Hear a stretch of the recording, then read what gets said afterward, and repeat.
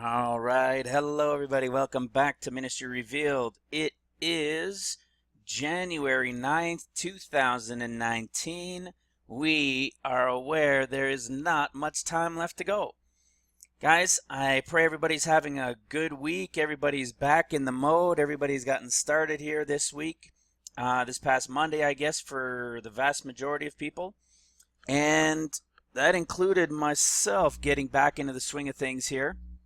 I expect I'll have another video out within the next, well, for sure within the next 3, but maybe even 2. I might push it to 3. We'll see how it goes. But I was telling you guys, we had the part 4 that we had already done, right? We spoke about this this one here. There's part 4, right? This is on the website, by the way, so anybody that's new, that's listening, you want to get part 4, you want to see 1, 2, 3 before we get into this is part 4, and we're now doing today part 4B, and then there's going to be a part 4C coming out after as well. But you can come here and click to download the notes, and you click right here, and it will take you to the video so that you can download the video. Everything is free of charge. All right, you can watch the videos. I know on YouTube it's not easy to download videos unless you have a program, a software program. I know it's more difficult. It has been over the last year or two. So we make it available on our website, ministryrevealed.com. You just click on the video, pause it, do a right click and save as wherever you want, and boom, it'll download to your computer. And same with the study notes. All right, you can go to 14 Years Tribulation, which we recommend for everybody to start to get an understanding as to why we say the tribulation is 7 years and 7 years. All right, it is a 14-year time frame, and we are going to get into that here in great detail today.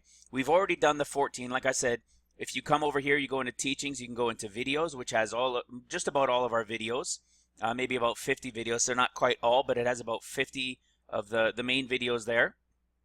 Or you can go here, which is study notes, and it'll take you to those that we're doing the study note videos for. So today is a study note video. All right, and it's exciting, guys.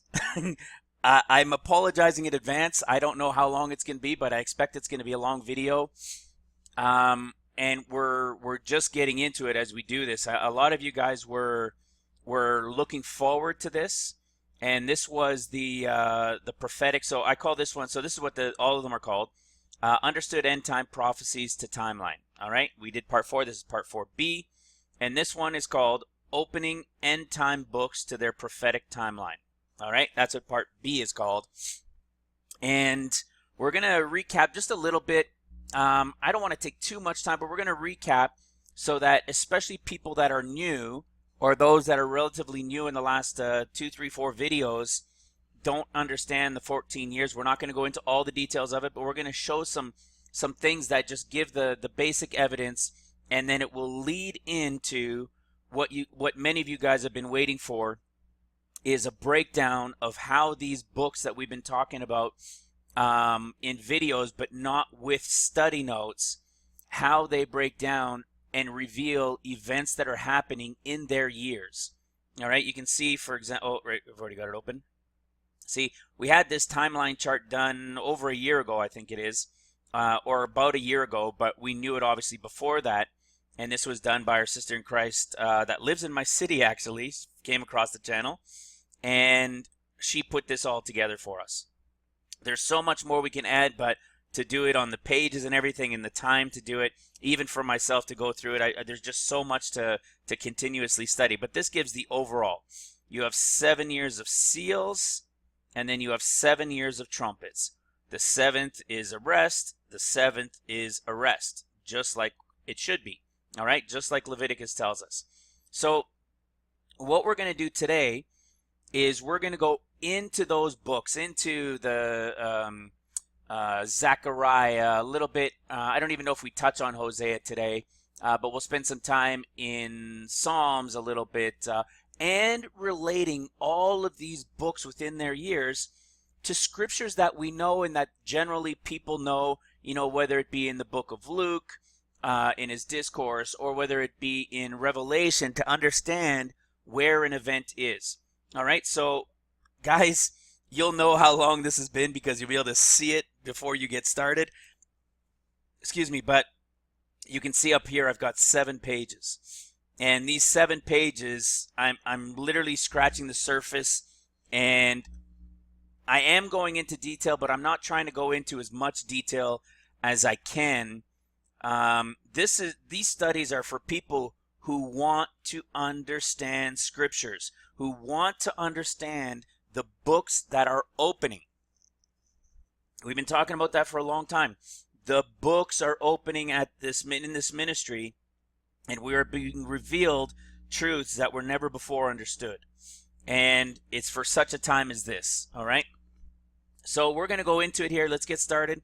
And you'll see by the end of it, if you're still denying what we've been sharing here on this channel for the past year or so, you're maybe just not listening, or you're having a hard time understanding it. I would recommend watch the video again, print these off, study these for yourselves, go into the scriptures that I show you, understand where they are, and see the word definitions, all right? You got to be a Berean if you want to understand. All right, so let's get started. Okay, in today's study note video, and possibly most likely the next one, like I said, a part C, we're going to cover the understanding of the opening of the end time books that have been revealed to us so far with the trusted help of our eSword program, right? Our favorite downloadable free eSword program that will multiply your understanding tenfold, all right? That's this program here. We use this program. There's eSword, there's MySword. I think there's other things as well. Here at this ministry, we were shown eSword a few years ago, but when I started my ministry, I started going into eSword. And I mean, see, you get the definitions of words, where they go. You see that? You get the root words of it. You can find all the information in the Hebrew words with an H, and when you're in the New Testament, they're Greek words, and you find their connections. And without it, there's simply no way you can get to the point of understanding what the Lord is revealing now. It is just, you need to understand what the words meant and what they mean. All right? So that's what we're talking about here in regards to multiply your understanding tenfold. All right? As most of you know, the understanding started once we were revealed the true timeline of 14 years. All right? It started that the books of the Gospels was revealed who they were speaking to. Matthew to Judah, Mark to the church, and Luke to the bride. John is to the 144,000. All right? John came a little bit later. It was really based on the Olivet Discourses is where it began, and it's who Matthew, Mark, and Luke were speaking to. And then soon after, within a few days or a week or two, the 14 years was revealed. Again, this isn't stuff we were looking for, all right? So we'll keep going here. When we revealed the timeline of 14 years, which is 7 years of seals and 7 years of trumpets, like I said earlier, we're going to prove this out for those that wanted these study notes, and for those who haven't heard this yet. We're going to prove this out by showing these books that speak to these years that I'm telling you about, all right? The next 14 years. It wasn't something I was looking for because, like you, I had no idea 14 years was anything. I mean, it simply didn't exist as far as any of us knew. And I remind listeners of this so that it's understood that it could not have been anything we went looking for. However, once it was revealed, like only the Holy Spirit can do, and the understanding became more and more clear, the books we're about to go into today started, the books we're about to reveal today started revealing incredible understanding as to when of the end time events, and in their order, as we had some understanding, as to the when of the end time events in order as we had some understanding of, but spread over 14 years. So there's a lot of things that we knew that everybody was trying to fit in 7 years. And many of you just never understood how it fit. And I was like that, but we weren't looking for 14 years. It was revealed to us. Okay? And so a lot of the events, we know this happens, and this happens, and then this happens. We're going to prove that these books that are opening to us in the end time understanding will reveal them in the years that these events are going to happen. All right? It perfectly answered the question millions of believers have had, just like I said, like you and I have had.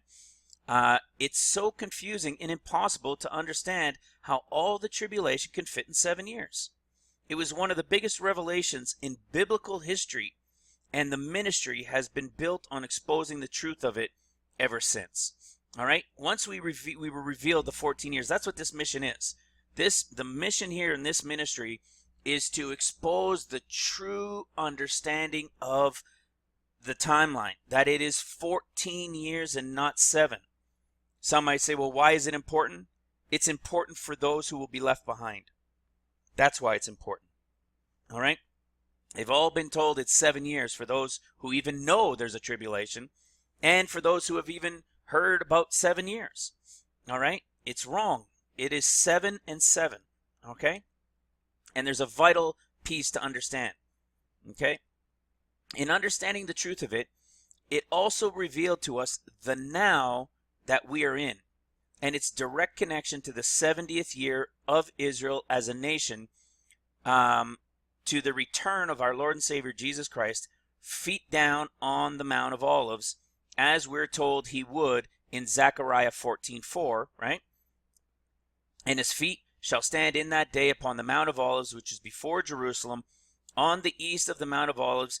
The Mount of Olives shall cleave in the midst. Okay?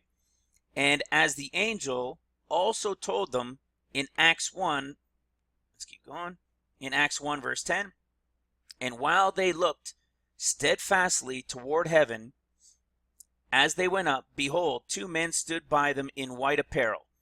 Verse 11, which also said, Ye men of Galilee, why stand you gazing up into heaven?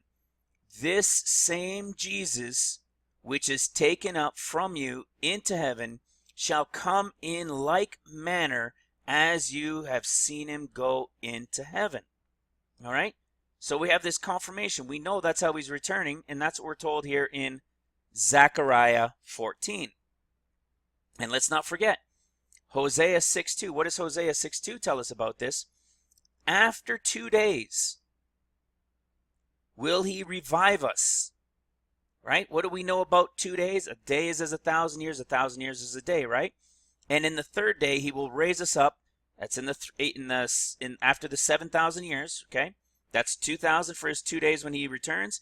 And in the 3rd day is those when the final people will be raised up, and they'll know that they shall live in his sight forever. This is after the millennium, the 3rd day.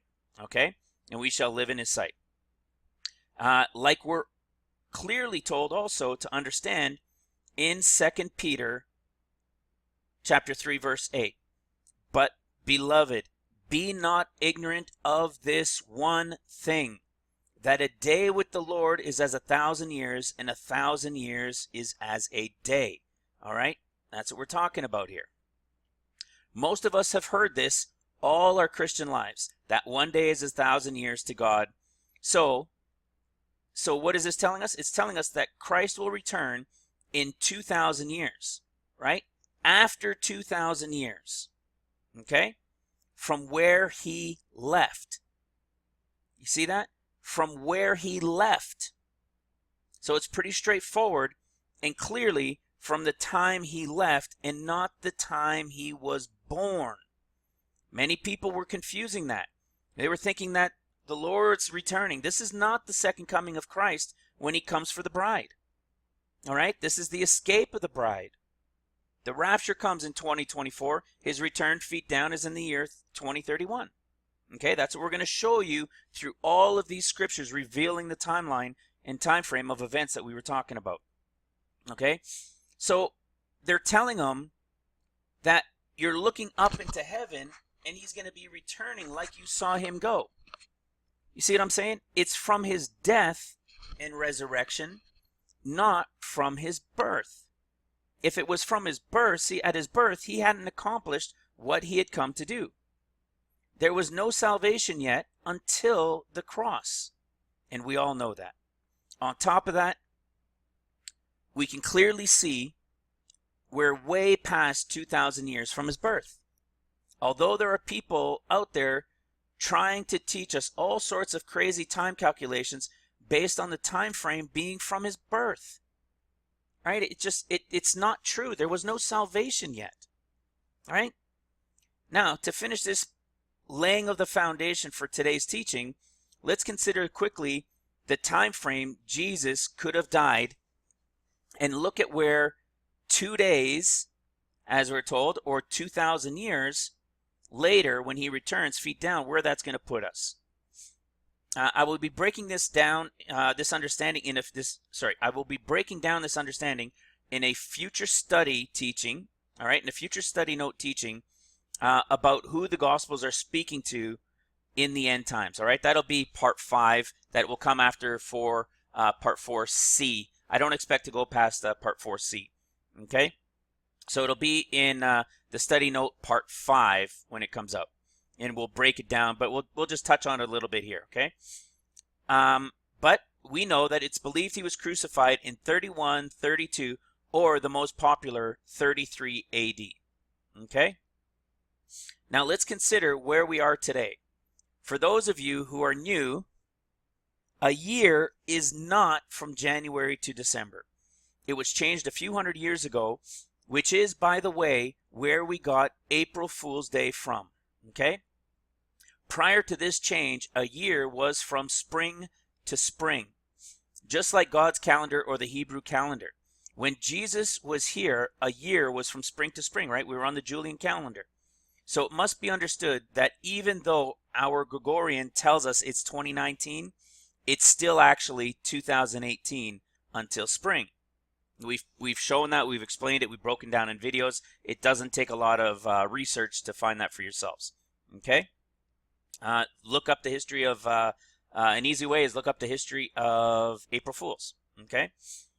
So if we take where we are now in 2018, I know it's 19, but we're still in the later part of 2018.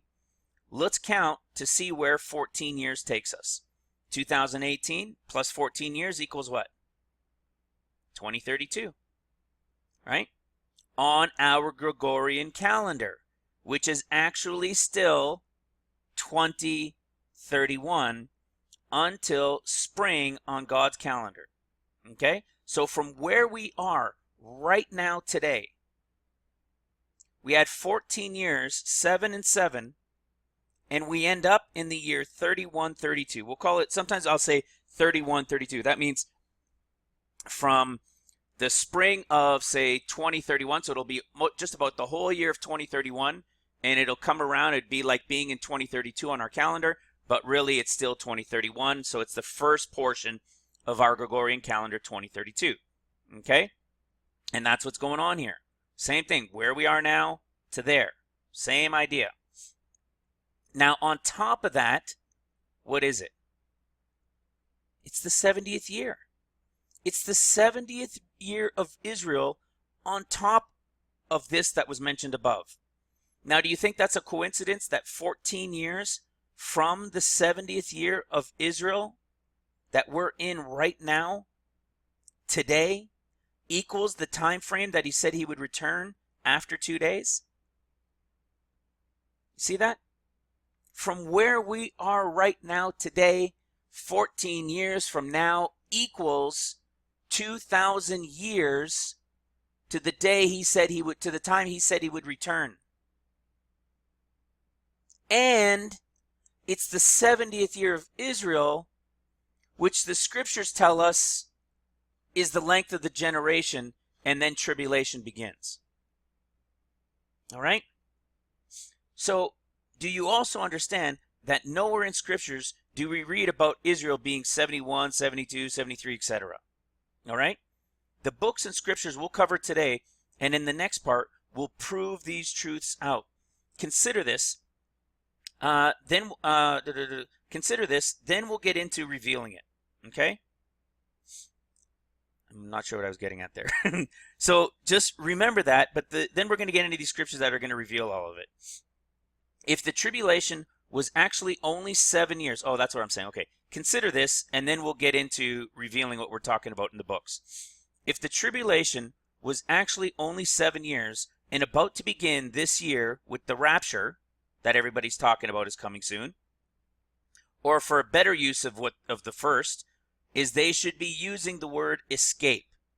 There's a reason why Luke says escape and why harpazo is another one. They're not the same thing, all right? They're similar, but they're not the same. This is the escape of the bride. This is the rapture of the church, okay? But everybody only understands 7 years. So let's have a look. They're expecting the rapture. We're saying escape. They're saying 7 years. We're saying 14, all right? Escape of the bride, sealing of the 144,000, rapture of the church, Lord returns for Judah and those with the 144,000 that are there. Okay? There's a first fruits and then the main harvest. A first fruits and then the main harvest. That's how it works. Okay? So, or better use of the word that comes first, escape. As many believe, and they're right, just not properly understanding the timing. It is. You hear all these people saying the rapture's coming, the rapture's coming. A portion of the rapture, if you will, is coming. The escape of the bride is coming. The bride is not the whole church. If the bride was the whole church, why do people talk like something's being left? Right? Why is there all these scriptures that say the remaining? And it means those that survive. You see, it is not that. And we'll keep going and we'll break this down. It'll explain all of these things for you. So let's see, how does that calculation make any sense? 2018, or the way most people think it's 2019 right now, and we add 7 years. It only equals around the year 2025. Right? Around spring of 25, which is still 24. Okay? No one believes Jesus was crucified in the year 25 AD. So with all that, why are they all saying the rapture will be this year? I'm sure they can add, and I'm not saying this to be smart, but just to point out how can they think that knowing he tells us after 2 days or 2,000 years, and they know this, that if they add 7 years, right? So either 7 years is right, which means don't expect anything then till the year 2024. If my 14 years isn't true, and I'm going to prove to you it is, that's what we've been doing on this channel for a long time, well, for the last year and a bit, right? And every time we get more information, it proves out that what we've been showing is true. It adds more into the timeline, and I'm going to show you that because a big deal was when the Lord is first going to return on Mount Zion. All right, we're going to touch on that. And a lot of you guys know this. You just wanted to see it in study notes so that you can print this off and use it or hand it out to others as well. Okay? So, yeah, so like I was saying, so don't expect anything then till 2024. Because Jesus said after 2 days. If it's after 2 days or after 2,000 years that he's going to return as he left, then 7 years from that point backwards. I mean, from that point of 2,000 years, go back 7, and that's when it'll begin. That would be a rapture. It just doesn't make sense for these people that I'm sure know better in doing a simple calculation and an understanding that he's returning after 2,000 years. See what I'm saying? It's so simple that maybe that's why people miss it. And the other thing is probably because they just want it so bad, right? Okay? So then don't expect anything till 2024. In the 76th or 77th year of Israel. You see, that doesn't make any sense, does it? I just finished saying in Israel, there is no 71st, 72nd, 73rd, and so forth. It's spoken about in Israel. They're either fleeing and destruction coming. So how on earth is it going to then, the rapture happen in these years? It's not.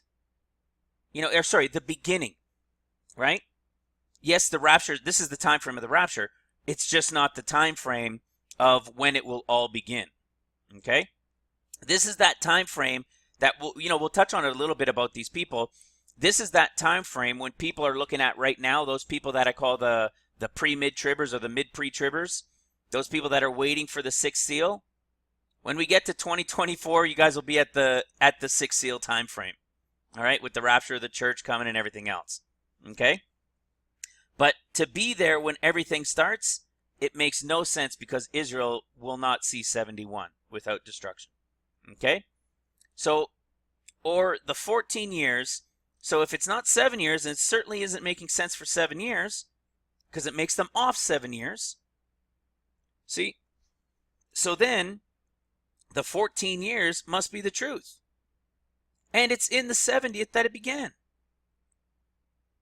And we have until no later, meaning between now and then, the spring of 2019, or even go as far as the day before Israel's 71st birthday, like May, what would that be? May 13th. It's not going to go that far. I'm telling you, it will not go that far. There will be no 71st for Israel. Okay? Before life as we know it will change forever. This is why I believe so many pastors, not all, but the majority, are putting their sheep to sleep. They only understand 7 years of Jacob's trouble and not the first 7 years for the sleeping church, so that they'll come to wake up and understand. They don't understand the truth of the season, and if they do, they think they probably still have a few more years before they need to concern themselves with it. You see that? There's probably a lot of pastors out there. I mean, how many pastors, guys, that we watch are out there doing conferences all over the time, booking conferences into late 2019 and into 2020, and I mean, they're reading the same book as us, but the understanding has not been revealed to them. In a worst case scenario, they must think they have a few more years yet, which is why they're not focusing on waking their people up. And then there's a whole bunch of churches, the vast majority, like 90%, that don't even touch on the book of Revelation.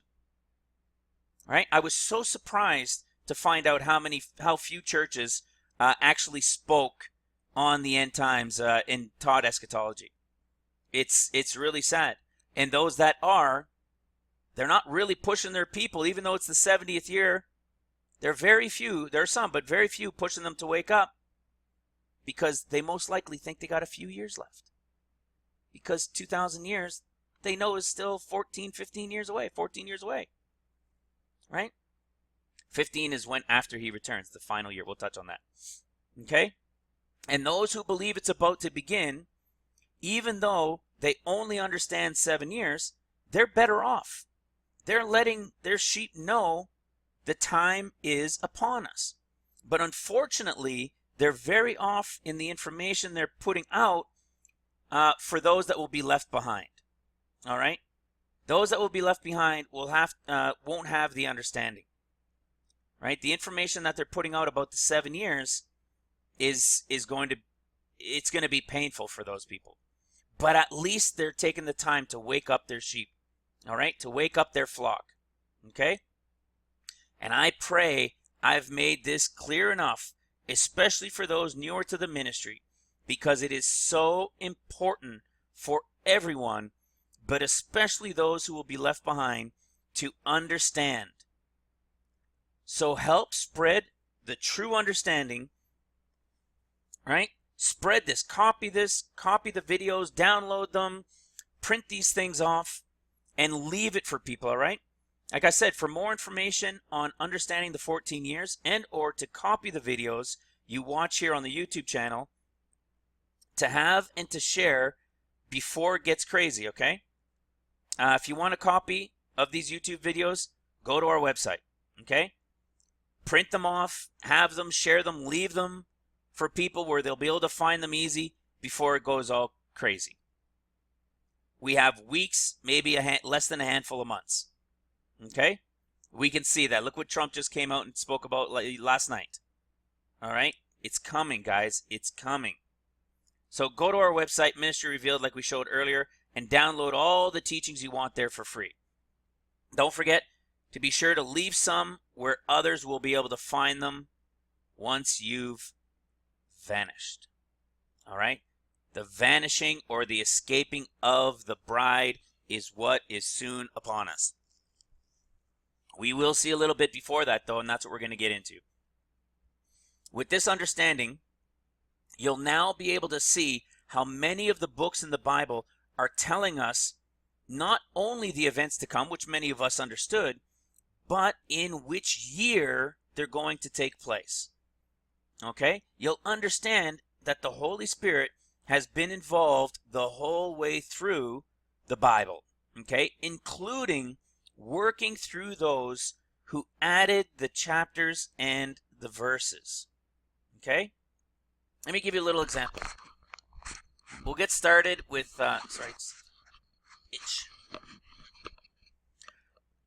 here's a little example to get us started, all right? Have a look at Genesis 1. We spoke about the understanding of 14 years, starting in the 70th year of Israel, and how it equals 2031, all right? Remembering spring to spring. What year would it also make it, right? What year would it also make it,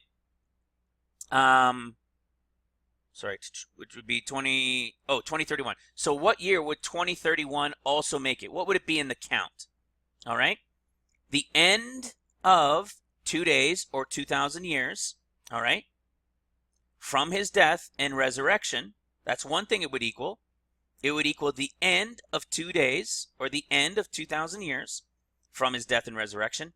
And it would also make it the end of 6,000 years.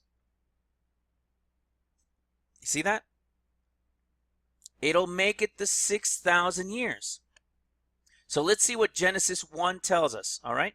Let's go to the last verse. Let's go to our favorite trusted eSword program. Whoops. Let's go to the very first chapter of the book, and let's see what it tells us, all right? Starts off with in the beginning, okay? We have in the beginning, and watch this. This is just give you a little idea of how the Bible is set up. It starts off, chapter 1, verse 1, in the beginning. It ends on verse 31, 20:31. And God saw everything that he had made, and behold, it was very good. And the evening and the morning were the 6th day. And the evening and the morning were the 6th day.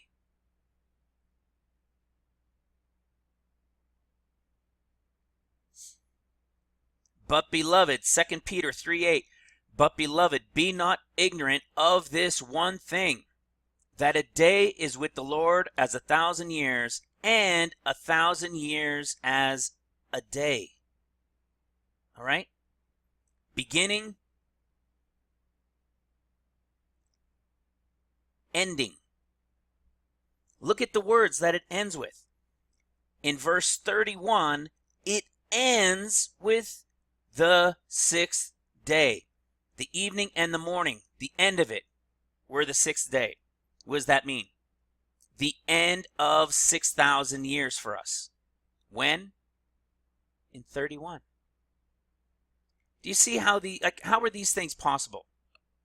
How does this equal what we had already come to understand in the 14 years from the 70th, from Christ after 2 days, that he will return as he left, and now we find out that Genesis starts with the beginning and ends with the 6th day in the 31st verse.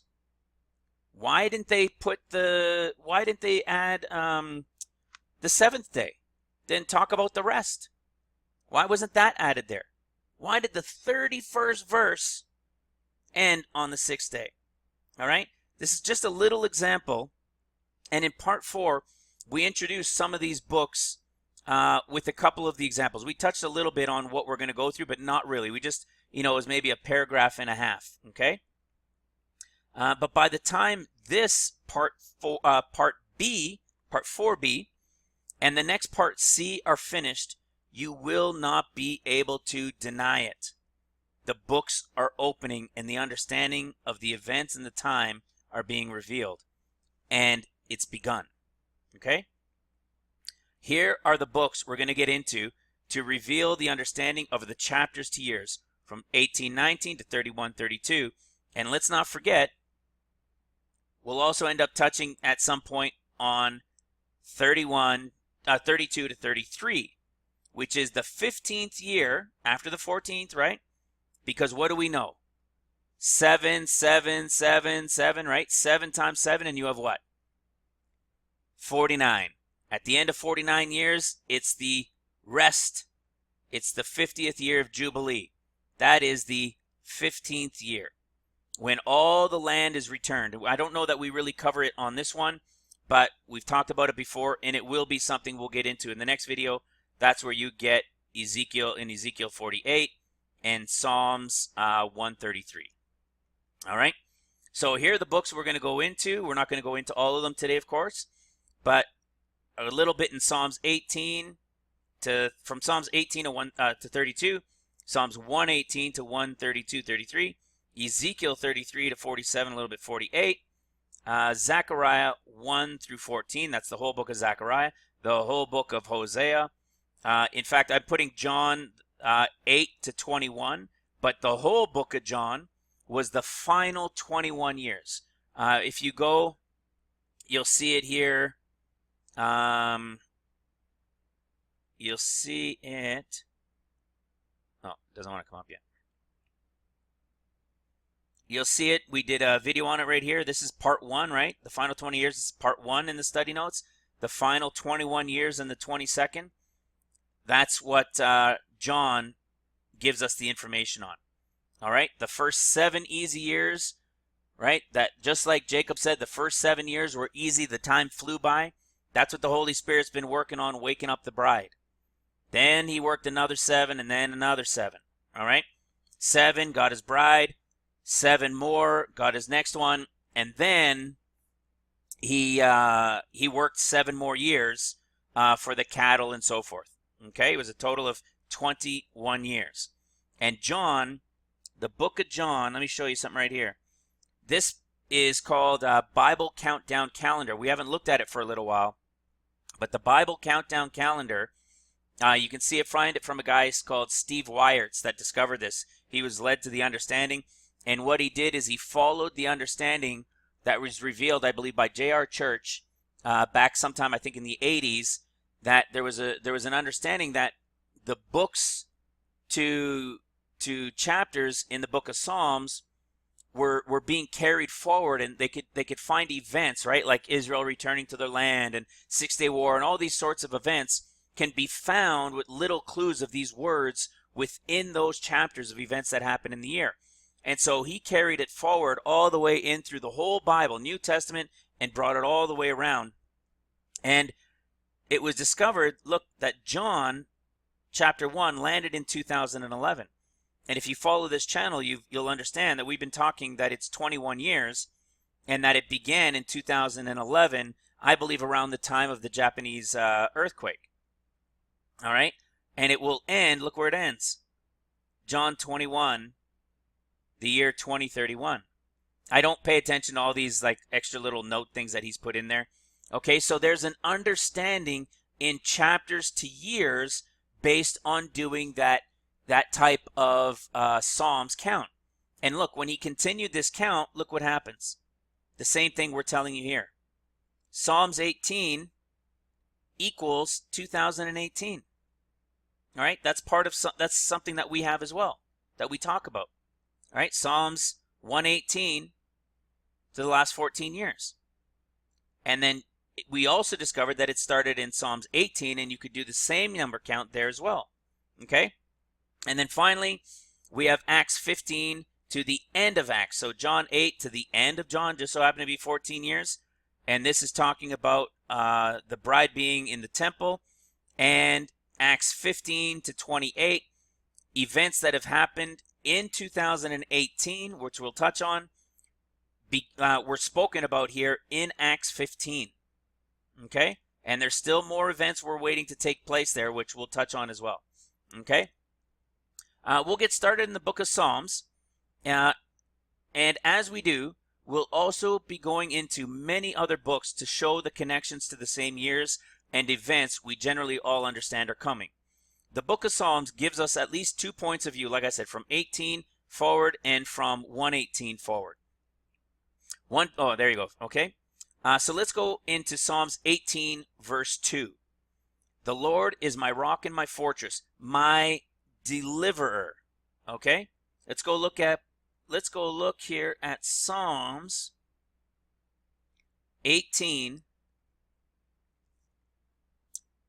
verse 2, and we're going to actually end up spending quite a bit of time. A lot of things are going to break down for us from Psalms 18, and we'll kind of go forward, and then we'll touch base on it again, and then we'll bring it forward again into the New Testament and show where things are connected and take it up to 2024, but not in every book, all right? This is just kind of the beginning of it, but we will go into detail.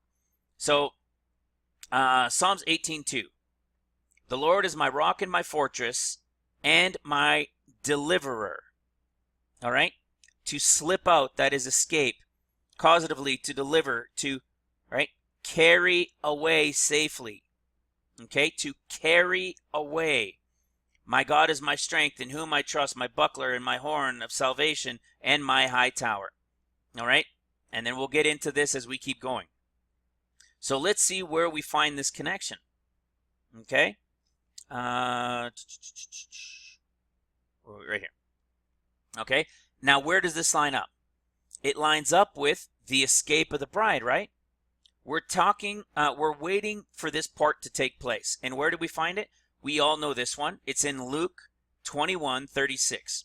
Watch ye therefore and pray always that you may be found accounted worthy to escape all these things that shall come to pass and to stand before the Son of Man. Or how about Luke 24, verse 51? And it came to pass, while he blessed them, he was parted from them and carried up into heaven. Okay? We'll break this understanding down more in part 5 of who the Gospels are speaking to. But to make a point in the connection, this carried up is like the tradition of carrying a bride over the threshold. And it is only found in Luke about Jesus going up to heaven. All right? Being carried up to heaven. In Mark, for example, in Mark 16:24, in this same instance, the way Mark records it, it uses received up, which is a different word, G353, not G399. And the receiving up is like what? It's like guests being received at a wedding. Hence, Luke, we know from way more than this. This is a little piece. Luke is talking to the bride, but knows all things, and we'll touch on that. Mark is to the church, those who will be the guests, and right to the rest of the church, to Israel, and then we have Judah, which is to Matthew. Okay? And in Matthew 28, Jesus doesn't go away. All right, but we'll save that part for the part 5. All right, Jesus says he'll be here with them till the end of the earth. When is the end of the earth? It is not at the end of the tribulation. It is at the end of the 1,000 years. All right, when there'll be a new heaven and a new earth come down. All right, so he's going to be here for those 1,000 years with them. All right, that's why it says at the end of Matthew 28, it's different than Mark and it's different than Luke. It is a perfect understanding in the last chapter of each talking about this. It's a perfect understanding of who the books are speaking to in a very simple, straightforward, easy way to understand. And then, for reasons of time, we're not going to go through every little piece of detail. Otherwise, it will take many more hours than a couple hours in videos. Okay? So I'll do my best to go a little below the surface into the Hebrew and Greek words, but not into everything we understand. All right? Some needs to be left for you guys to dig into for yourselves to understand it. So now let's continue to Psalms 18, verse 6. In my distress, I called upon the Lord and cried unto my God. Okay? We also find this in Psalms 118. I called upon the Lord in my distress, and the Lord answered me and set me in a large place. Okay, what portion do we have here first? We have in Psalms 18:6, we have, in my distress, I called upon the Lord. In Psalms 118, we have, I called upon the Lord in my distress. Same thing, right? Psalms 18, Psalms 118. But in Psalms 118, it continues on to say, and set me in a large place. All right, so the Lord heard the distress, and not immediately, but then the Lord comes and he sets them in a large place. When? Again in 2018. Okay? If we continue now in Psalms 18, verse 19, we see the other part of Psalms 18:5, set me in a large place. But remember, we're now back in Psalms 18. Watch, let's go to it. So we're in Psalms 18, and look here in verse 6. In my distress, I called upon the Lord. When we go to Psalms 118, we see that same thing mentioned in one verse, verse 5. I called upon the Lord in distress. The Lord answered me and set me in a large place. Is he responding right away? No, and this is how we know. Watch this. In my distress, I called upon the Lord. He heard. He came out of his temple. All of this stuff happens. We'll cover this a little bit, but you guys have seen this before in other videos. You see the earthquakes taking place, eruptions happen, the earth cracking open that you see here. And then it says what? He sent from above. He took me and drew me out of many waters. All right. Now we have, he delivered me from my strong enemy, and he brought me forth also into a large place. He delivered me because he delighted in me. So you see, it's not until we get down to verse 19 that we see this part where he now set them in a large place. But when we're in Psalms 18, it's not the focus of the message of everything that's happening in between from when you call in the distress to the time that he answers and comes down and sets you in a large place. All right? It's what happens between these two here, from this portion, unto this portion. That's what we see here in Psalms 18, verse 6 to Psalms 18, verse 19. It's the events that a bride or those chosen within the bride that will remain to deal with. All right? You'll see this. In Psalms 18, verse 20, it says, according to the cleanness of my hands has he recompensed me. Which also means those who did not have clean hands were not rewarded by being set in a large place. So let's briefly look at the others. These others would be what? They would be the sleeping church, right? Those who had not cleansed their hands. All right? These hands were, look, cleanness of hands. These hands were already clean. Meaning there's another group whose hands were not yet cleansed and needed to be cleansed. Okay? These others would be the sleeping church, like we said. So, where should we find them? After they've had a chance to wake up and their time has come. Right? Where are we going to find, or where should we expect to find they've cleansed their hands? They've had the chance to now clean their hands. It would be at the rapture time, right? Let's see. It should be around 6 to 7 years later, or 6 to 7 years later, or around the year 2024. Always remembering spring to spring. Okay? And in Psalms 24, that's exactly where we find it. It starts right away in Psalms 24. It starts right away in Psalms 24, verse 1.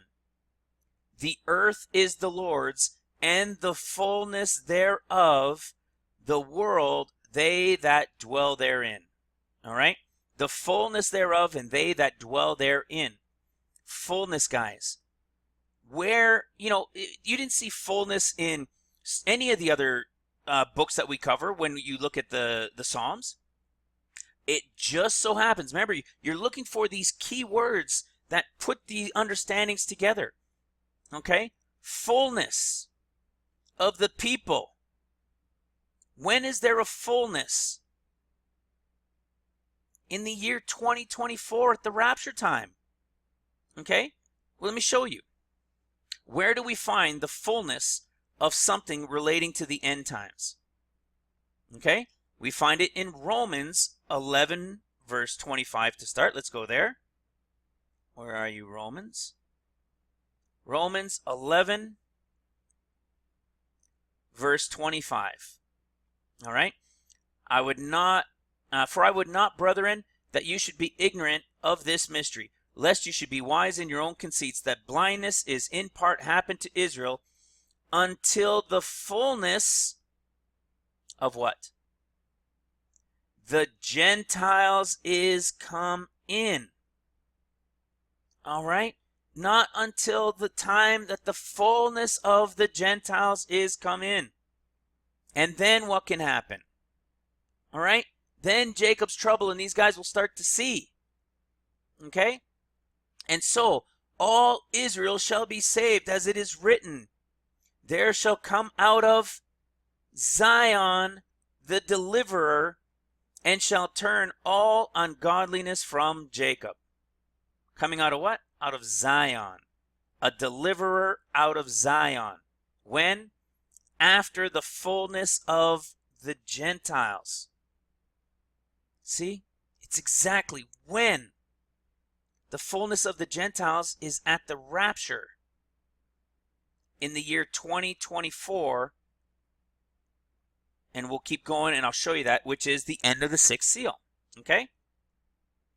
Where you find this in Romans and also, where else do we find this? And also it's found in Luke 21, verse 24. And Jerusalem shall be trodden down of the Gentiles until the times of the Gentiles be fulfilled. Right? We just saw that in Romans 11:25. Now we know, not until the time of the Gentiles be fulfilled. End of seals, all right? At the end of the sixth seal, between the sixth and the seventh. Now how is it connected in Revelation to the timing of events? After the sixth seal, but before the after the sixth seal, but before the seventh seal, which would be around what? The year 2024. Just like we saw in the book to year that correlates with 2024. In fact, I didn't put it here. I might put it in the next one. If we take that forward, what else happens? I'm not sure if it's in 124 or if it's in 24 also. Look at this. Psalms 124. If it had not been the Lord who had been on our side when men rose up against us, then they would have swallowed us up quick when their wrath was kindled against us. Blessed be the Lord who hath not given us prey to their teeth. Our soul is escaped. This is not the same escape. This is the time of the rapture, the rescue. See? This, again, it's saying different things. You have to use discernment, okay? To release or rescue. Our soul is escaped as a bird out of the snare of the fowlers. The snare is broken and we escaped. What's a snare? A metal sheet as pounded thin. Hello. A snare, not as just the regular snaring of a bird, but as in a snare like a metal sheet pounded thin, like an axe or a guillotine, if you will. All right? What do we know is coming to Christians? Beheadings. When are they praising the Lord for having been escaped and taken out of all these things? In the year 2024. You see, they're giving us different perspectives. Okay? Which would be the year 2024. Right? After the sixth seal, before the seventh. Right? The seventh is rest. Let's look at that right here. Okay? I believe the first seal, I believe we've already begun, guys. The Spirit is here somehow. I believe something has already begun. Because the bride is going to go just after. I've always bounced back and forth whether the bride is first and then Elijah. But it's already begun. We're in the 70th year. All right? Then we have the red horse rider, which we'll touch on. We'll have the black horse. The false prophet is there. Pale horse, what? 3.5 years to go from here. There's 3.5 years. There's 3.5 years. You have your 144,000 that gets sealed after what? After the sixth seal. Right? After the sixth seal, they see the Lord in the air. Right? However that's going to look. In chapter 7 of Revelation, between the sixth and seventh seal, the 144,000 get sealed, and then what? The rapture of the church. Right? Those that were sleeping that are now awake. It'll be a great harvest, this one, right? That's why we read great multitude that no one could number. And then you have what? 6 months, which is that half hour of silence in heaven, right? When did it end, though? At the end of the sixth seal, that final year of, remember, it's the Shemitah year. There's no work on that seventh year, in that seventh year, all right? It's going to be the sealing of the 144,000, the rapture of the church that is now awake, and then 6 months of rest. Okay? It's all revealed there. It's clear. Let's keep going and show you guys even more. Okay? This is what we were just talking about. We see the 144,000 get sealed and the great multitude which no man can number. I just showed you that timeline. Okay? Got a little ahead of myself. This is the fullness of the Gentiles come in. Okay? Let's go over a couple of verses further in Psalms 24. Okay? Verse 3. Who shall ascend into the hill of the Lord? Or who shall stand in the holy place? Where are they? It's still the year 2024. So what has happened? The fullness of the Gentiles is come in. And who shall stand in the holy place? Right? Who shall ascend what? The hill of the Lord. In the next verse, verse 4, he that has clean hands and a pure heart, and so forth. Here's your people that have now cleansed their hands. Do you see these connections? This is incredible stuff. I love this. Like I said, I can do this stuff all day long. I love it. I love it. It's amazing. Okay? 24, fullness. 24, between these two, the sixth and the seventh seal. And it's the year 2024 in Revelation. You see the 144,000 are sealed like we showed in the timeline. It's the fullness of the Gentiles then after. And then you have who gets to go up. Right? Here, let's go to it. Hopefully a little less confusing when showing the scripture directly. I like my colors. All right? There's your fullness thereof. And then what does it say? Who shall ascend into the hill of the Lord? Or who shall stand in his holy place? Who? Those that have cleansed their hands, right? That hath clean. They've cleaned them now. Again, 2024. He arrives. Who's worthy to ascend up to the hill where he is? Those that have clean hands. Clear as day. All right? Oh, we've got more. We can keep building on this and building on this. Okay? You see, those who will now be able to go up the hill of God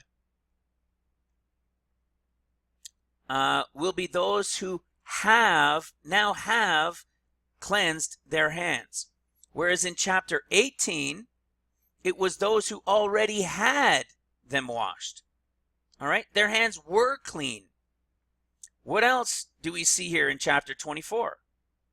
This group will get to ascend the hill of the Lord. And where do we find this connection? Who do we see coming at the end of the sixth seal? Who's coming at the end of the sixth seal?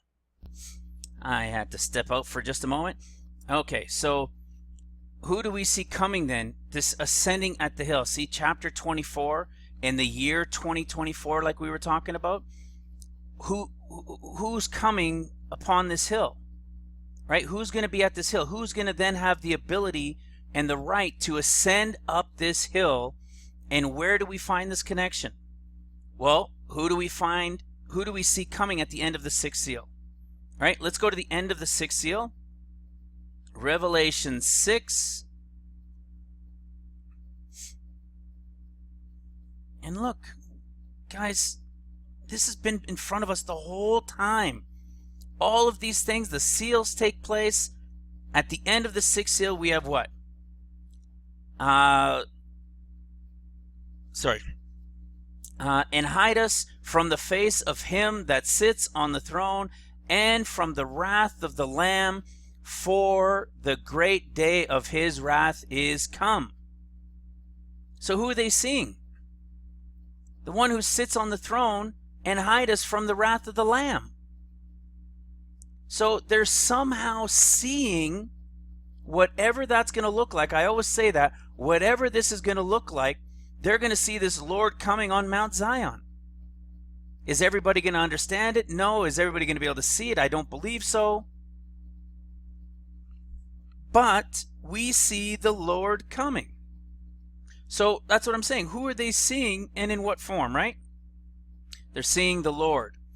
But how is he coming and where? It's not the time. It's not the time of after 6,000 years yet.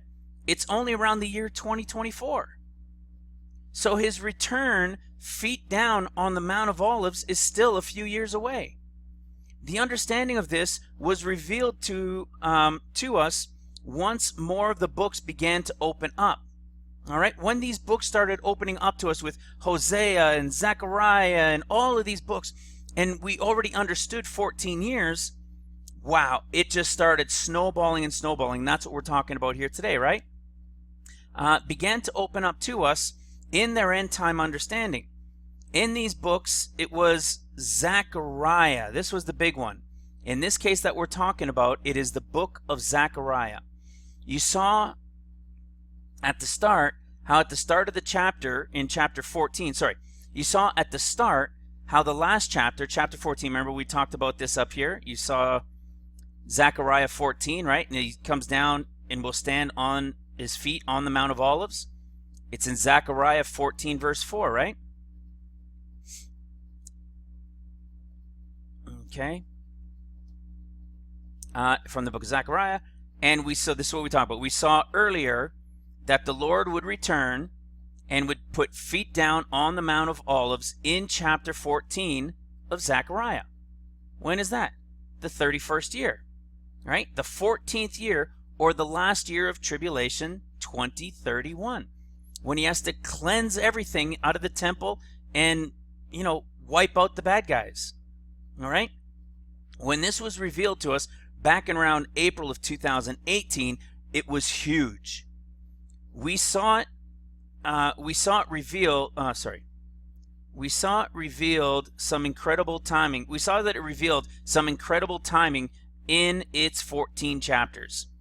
when the revelation of the 14 years was revealed, and then it continued to build into the books, and we really understood what Zechariah 14 was, the 14 chapters were talking about, and what they were revealing, it was monumental, right? And so we dug into those 14 chapters, and wow, it's a timepiece for Israel. It was after careful study we realized it was telling us the Lord was going to return to or on Mount Zion around the time of the rapture, all right, around the rapture time, to collect those who had now cleansed their hands. Right?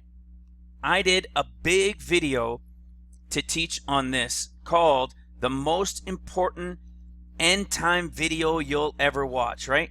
It's right here. No, it was right here. This one right here. The most important end time video you'll ever watch. This one was wild. See, this was 7 months ago when that portion was revealed. When you realize that the Lord, this is the second time he's coming. Everything's 3. Remember that? 3 times. That's why we see, I've been talking about this. This was one of the early ones that we spoke about. The first time, above 14 years ago, right? There's a group that is going to be like a rapture, going to the third heaven. The second group that goes, they're told they are, right? He was raptured, and they go to paradise, right? Where is paradise? Mount Zion, you think? Do you think maybe that's what the Lord's coming with? We're not going to have time to go too far into that today, but we were talking about the book of John. Go to John 14.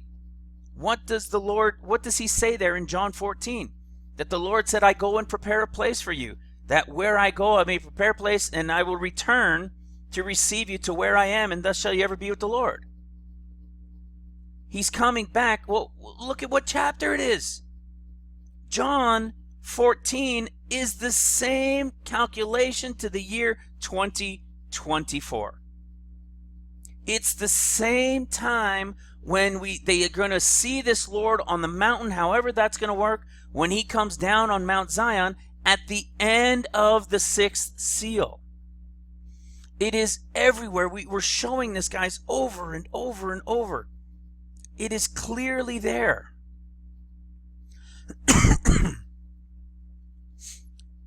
The understanding was so huge that we gave it such a bold title, right? It had to be a big title.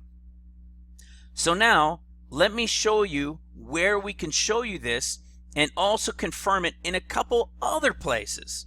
All right? Let's go to Zechariah chapter 8, verse 3. Thus saith the Lord, I am returned unto Zion, and will dwell in the midst of Jerusalem.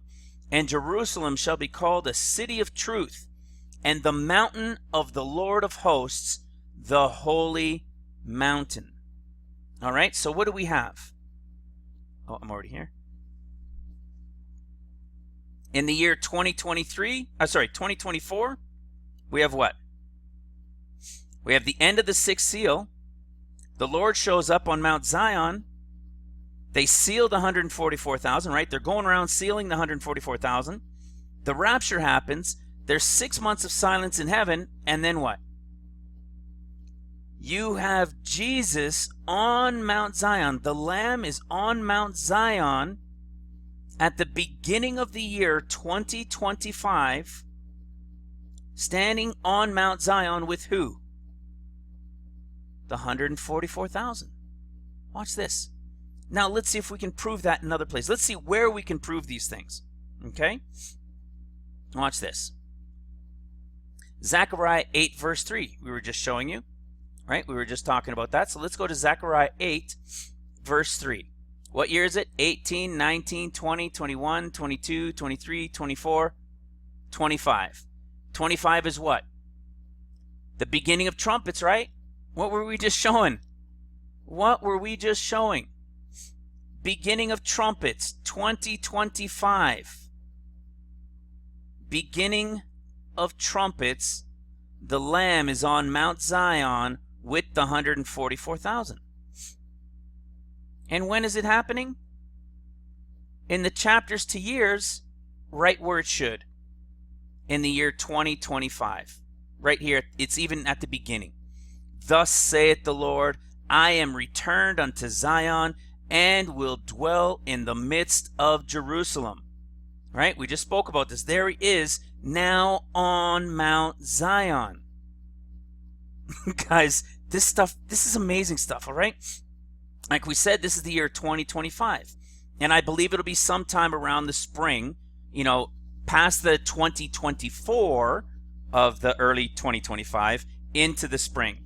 And what you have to remember is once that time frame begins, when that massive earth shaking happens at the end of the sixth seal, when the Lord is coming, in the time of the sixth seal, it's going to move the earth, all right? And the season, everything's going to return to 360-day years, okay? So when we're showing you these things, we're giving you the years, not the exact day. We're not going to have all these exact days. Don't be silly. But we are in the years of all these things, and we're showing you that it's now. It's now. All right? It's not time to be playing around. It is now. So like I said, I believe it'll be in the springtime. We'll have started in the year 2025. This is also the time when the city will be rebuilt and the temple in its proper place with the Lord there on hand, all right? The Lord is going to be watching over all of it. As you can read, if you keep reading down the rest of that chapter. All right, you keep reading down in Zechariah 8, and you'll read, Thus saith the Lord of hosts, there shall yet men and women dwell, and the children in the streets. And what are they doing? And I will bring them, and they shall dwell in the midst of Jerusalem, and they shall be my people, and I will be their God in truth and in righteousness. Thus saith the Lord of hosts, let your hands be strong, that you hear these days the words of the mouth of the prophets, which were in the day that the foundation of the house of the Lord of hosts was laid, that the temple might be built. And we're going to go into more of this too. When? In the year 2025. Okay? Now where does it connect in the timeline of Revelation? Remember, we saw the Lord coming down at the end of the sixth seal. All right? But where does he go? We saw that in Revelation 7, the 144,000 are sealed.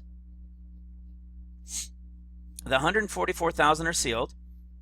But then where do they go? Right? The answer is in Revelation 14, verse 1. And I looked, and lo, the Lamb stood where? On Mount Zion, and with them 144,000 having their Father's name written on their foreheads. And when is this? 2025.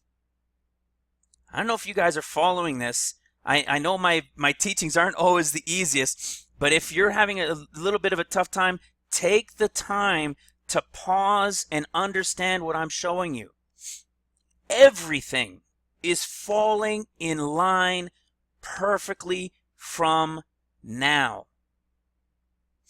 Right before the time of trumpets begins, right at the beginning. The trumpets haven't sounded yet, but they're about to. They're now on Mount Zion. Perfect timing. See, and I looked, and lo, a lamb stood on Mount Zion. We go to Zechariah 8, the year 2025.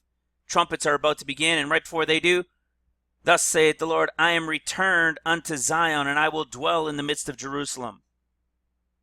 And the mountain of the Lord of hosts, the holy mountain is what they're going to call it. See that? Exactly where it's going to happen. All right, let's keep going. I'm going to keep beating this to death. We can also understand from the timing, we can also understand more of the timing from Zechariah 8, verse 2. I was jealous for Zion with great jealousy. I was jealous for her with great fury. Whereas in Zechariah 1, verse 14, thus saith the Lord of hosts, I am jealous for Jerusalem with great jealousy. All right? There's a difference. Why? Here it is, Zechariah 8, year 2025, at the beginning, verse 2. Thus saith the Lord of hosts, I was. He's no longer jealous for Zion with great jealousy, and I was no longer jealous for her with great fury. Why is he no longer jealous? He's returned. All right? When we go into Zechariah 1, which remember, 2018, right? Where we are right now, look at what he says. First of all, this is how we know we're in the year. Against which thou hast had indignation, these currently in 70 years. 70 years. Right now. Upon Jerusalem and the cities of Judah. These 70 years. And look at what he says. So the angel that communed with me said, cry thou, saying, thus saith the Lord of hosts, I am jealous for Jerusalem and for Zion with great jealousy. You see, in the 70th year, he's saying he is jealous. He's upset with them. He is jealous for his land. And by the time 2025 comes, when he's on Mount Zion, just like Revelation 14, he's no longer, he's past tense jealous for them because he's returned. This is crazy stuff, guys. I don't know if you guys understand this. I remind myself sometimes too, and I talk to 3 of you guys here somewhat regularly, and I'll tell you, guys, it is a limited number of people that have this understanding. At least that we know of, that we've been able to find in the English-speaking language. We cannot help but think there's potentially something more for us that understand this. Not because we're asking for it, not because we're saying there is and we know there's something more for us. That's not what I'm saying. It's how can we be getting revealed this information and understand it, and everything lines up perfectly into it, if we're only just to let a few people know and then be gone. You're going to see as we keep going here, there's a group that we touched on in the last 2-3 videos ago. You're going to see how it ties in here as we move forward and we slowly get close to finishing this up. Okay? So now let's go into Zechariah 1 verse 15. That's right. This is what we just covered. For I was a little displeased, and they helped. No. Sorry, keep going. Okay, we just did Zechariah 8:2 and Zechariah 1:14. 2018, 2025.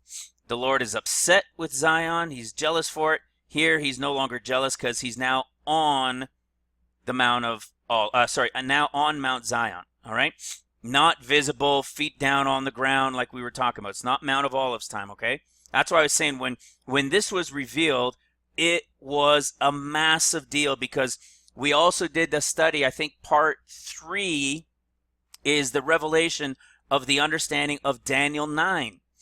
All right, it revealed the understanding of why do we see the Lord here on Mount Zion having returned, but on Mount Zion in the year 2025. And the answer is Daniel 9, that has been completely misunderstood. So you're going to want to watch part 3 as well. That's why we recommend, especially if you're new, watch 1, 2, 3, and 4, and you'll be able to understand where we're at now when we're talking about this here in 4b. Okay? It's huge, huge, huge. And I'm not going to go back into Daniel 9 to explain it, except if you go watch part 3, you'll understand why this was such a huge deal. Okay? Now, let's continue. In Zechariah chapter 1, verse 15, 2018, for I was a little displeased, and they helped forward the affliction. In his jealousy, the affliction begins. All right? In Zechariah 1, 2018, right? 18, 19. What do we see? I am very sore displeased with the heathen that are at ease. For I was a little displeased, and they helped forward the affliction. The affliction is the tribulation. Sorrow, trouble, tribulation. All right? This is the beginning of tribulation. When? After the time that they are at ease. That's the peace and safety there. Okay? But I wanted to show you this part. For I was a little displeased, and they helped forward the affliction. All right? That's in 2018. And in Zechariah 8, verse 10, look at what Zechariah 8, again, now we're in 2025. Look at what verse 10 says. For before these days, there was no hire for man, nor any hire for beast. Neither was there any peace to him that went out or came in, because of the affliction. For I set all men, every one, against his neighbor. This is a jam-packed verse that covers the beginning till 2025 briefly. All right? So what does he now come? Remember, we were just showing that the temple might be built. The temple's about to be built. The proper temple in its proper place is about to be built with the Lord supervising the building. And what does he say? Prior to this time here in 2025, there was nobody available to really build the temple that I wanted, to really build it. And why weren't they able to? Because there was no peace. Because the affliction, which I just showed you in chapter 1, had begun. And what did he do? For I set all men, every one against his neighbor. Does that ring a bell? This is such a jam-packed verse. Watch this. Neither was there any peace, for I set every man against his neighbor. This is jam-packed with connections, okay? Watch this. We see there was no peace because the affliction had begun. All right? That's in Zechariah 1, verse 15. And where do we see peace being taken from the earth and tribulation or affliction beginning? In the book of Revelation, right? Where do we see that understanding? The second seal. The red horse rider. In Revelation 6, verse 4. You see, this is what's coming next. That's why I'm saying that first seal is already broken. It's already begun. And there went out another horse that was red, and power was given to him that sat thereon to take peace from the earth. Here we are in 2025, Zechariah 8. For before these days, meaning from this point here, when the affliction began and peace was taken, see? When was peace taken? 2018, when the affliction began. Until he returned here. There went out another horse that was red, and power was given unto him that sat thereon to take peace from the earth, and that they should kill one another. Isn't that what he just said? That they should kill one another? See, there was neither peace. There was no more peace. Starting in 2018 in verse 1 from chapter 15 forward. To him that went in or came out. Why? Why was there no peace? because of the affliction that he started in 2018 that began. And what happened? He set all men, every one against his neighbor, that they should kill one another. It's the same thing. Where else do we find confirmations? Matthew 24, Mark 13, Luke 21, each of them in the Olivet Discourse, which is what? The beginning of the tribulation, where it says, nation shall rise against nation, kingdom against kingdom. It's also people against people, which is neighbor against neighbor. There was neither peace, because the affliction had begun, for I set every man against his neighbor. All perfectly in line with the timeline that was revealed to us in the understanding of 14 years.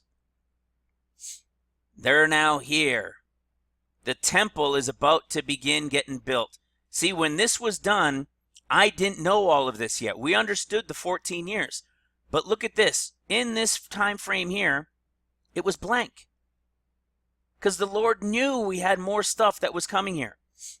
I had left it blank because I just said, oh, it's just trumpet 1, 2, 3, 4. And then there's Satan coming down and the rest that finishes up with the woes. But this here, these things falling from heaven and so forth, these things coming, major still tribulation stuff. But it was left open because more was coming to be revealed. And this is the understanding. The Lord on Mount Zion. And for these 3.5 years, during troublous times, they'll be building the city and the streets and the temple again.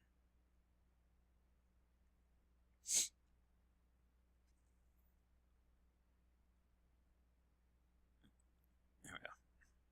So, I'm sure you can see how this teaching can become very, very lengthy. We're still in the early part of Psalms, which is where we got started anyways. But you can also see how the connections are made directly into the other books in the exact same time frame where they were revealed in the other books. See, like I said, I just love this, and I can literally do it all day. All right? I don't, because nobody's going to listen if they're just on and on and on like that, right? Guys, it's crazy. So let's look at one more piece that I wanted to cover relating to Psalms 18. All right, we touched on this a little earlier that I said I was going to get into.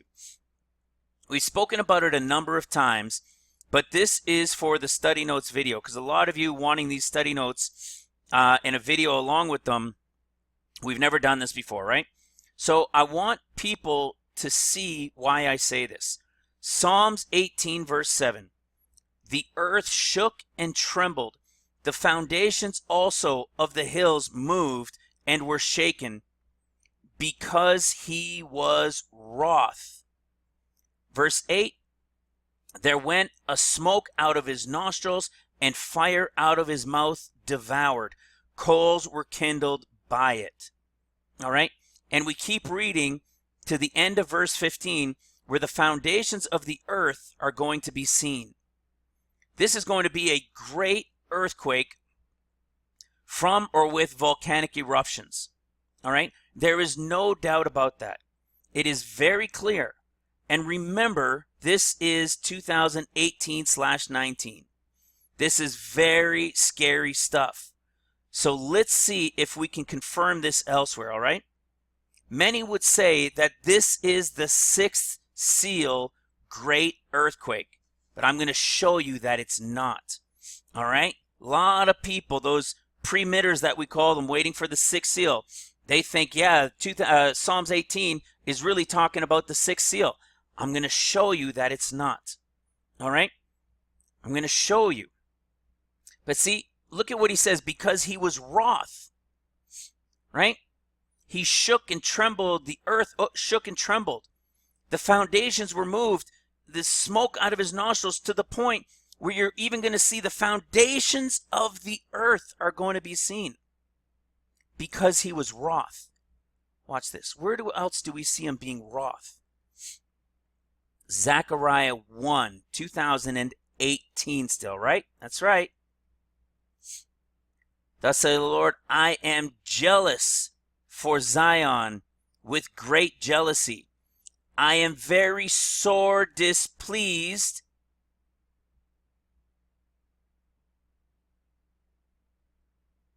You get it? The Lord saying, I am very sore displeased with the heathen that are at ease, for I was a little displeased, and they helped forward the affliction, the beginning of tribulation. And what was he before? Very sore displeased, wroth, to what? Crack off,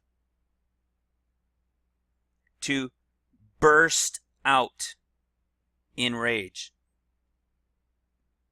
You see? That's called Psalms 18. That's just the beginning. Right? Because he was wroth. Same thing. He was wroth, cracked off. Right? What have we been talking about? In 2019, there is going to be a great earthquake on the west coast of America, or of the Americas, mainly America. Is it going to literally crack off? I don't know if it's going to fully break off. However, it's going to be so devastating that the foundations of the earth are going to be seen.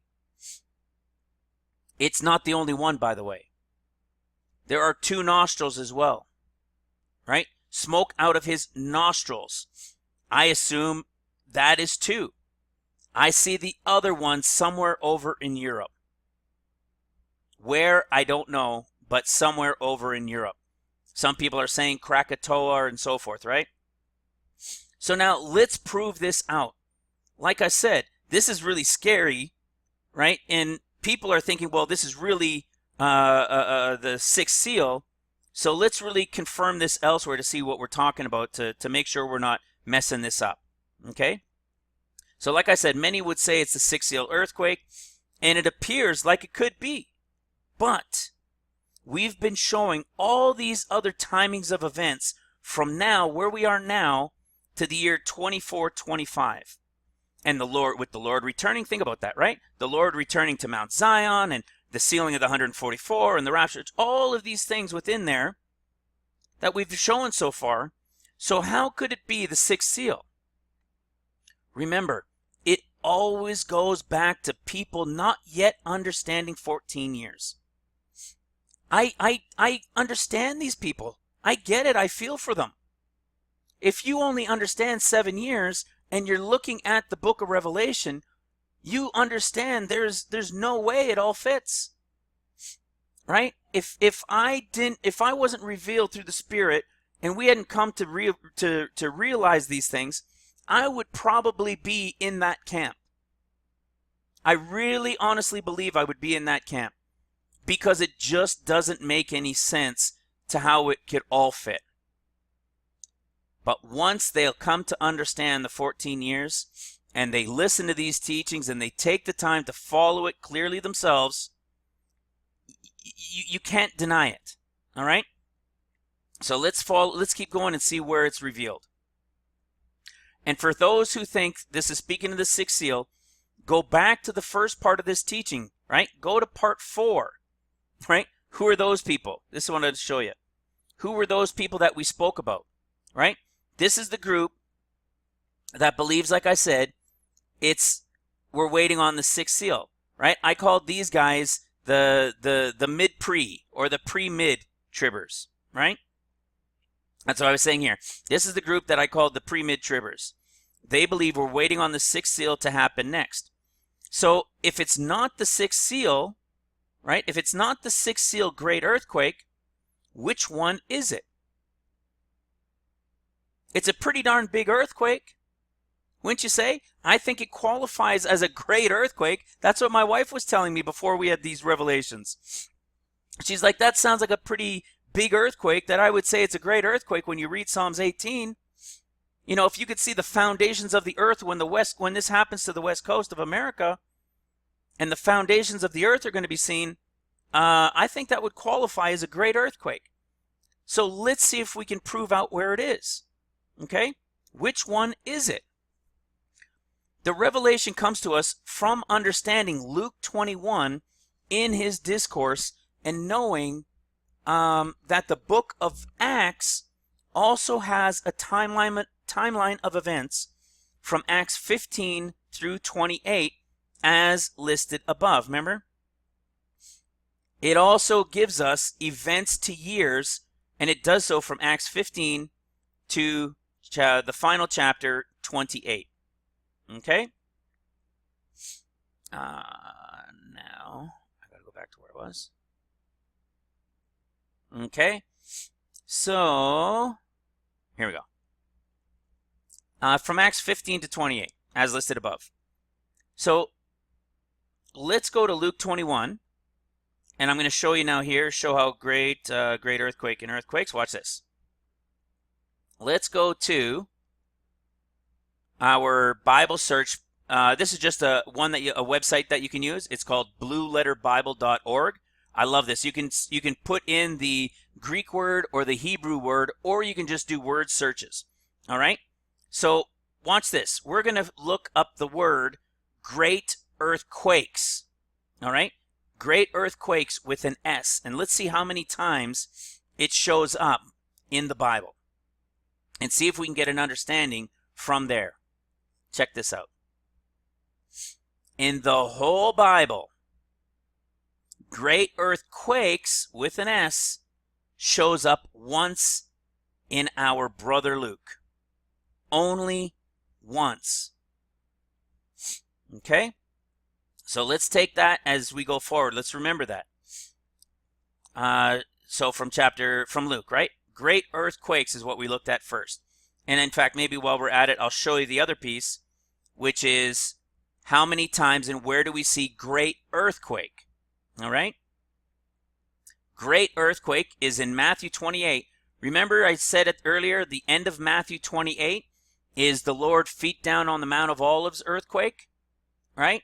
I didn't say it for Matthew 28, but I was saying it in the year 2031, in the 14th year, when we see the Lord in Zechariah 14 with feet down on the Mount of Olives. It's the end chapter. It's the last chapter of Matthew 28. Right? When does the Lord return? In the final year. And what does it say at the end of Matthew? And I will be with you until the end of the world.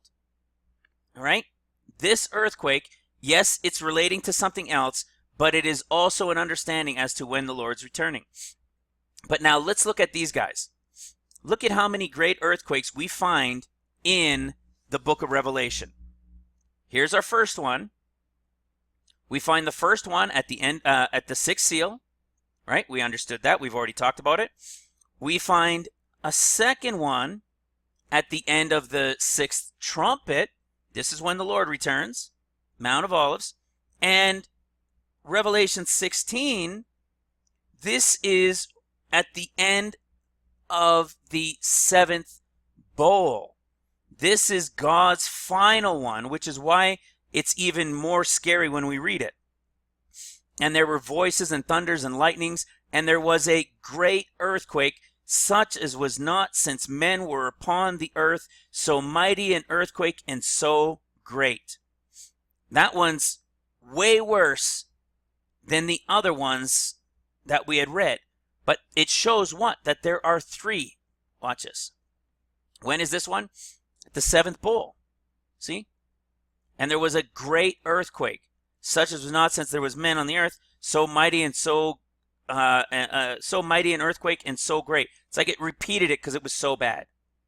This is when God deals with all those in the bowls. All right? So that one, though, is in the seventh bowl. The other one, in Revelation 11, verse 13, we've talked about this one before. This one comes at what? the end of the sixth trumpet.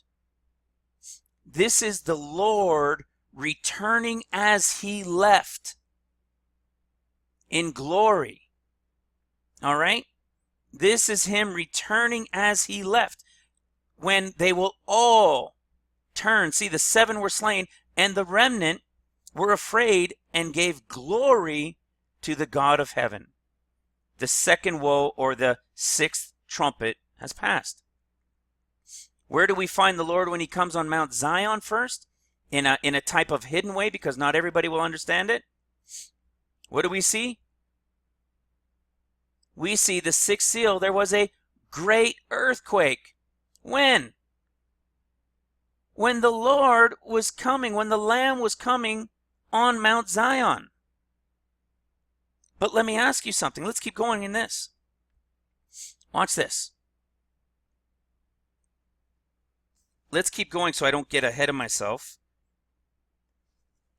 Okay, so Luke is what? Luke is the only one in the whole Bible that uses the words great earthquakes. Why? Remember, Luke tells us in Luke 1 verse 3.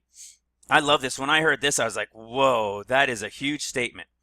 It seemed good to me also, having had perfect understanding of all things from the very first, to write unto you.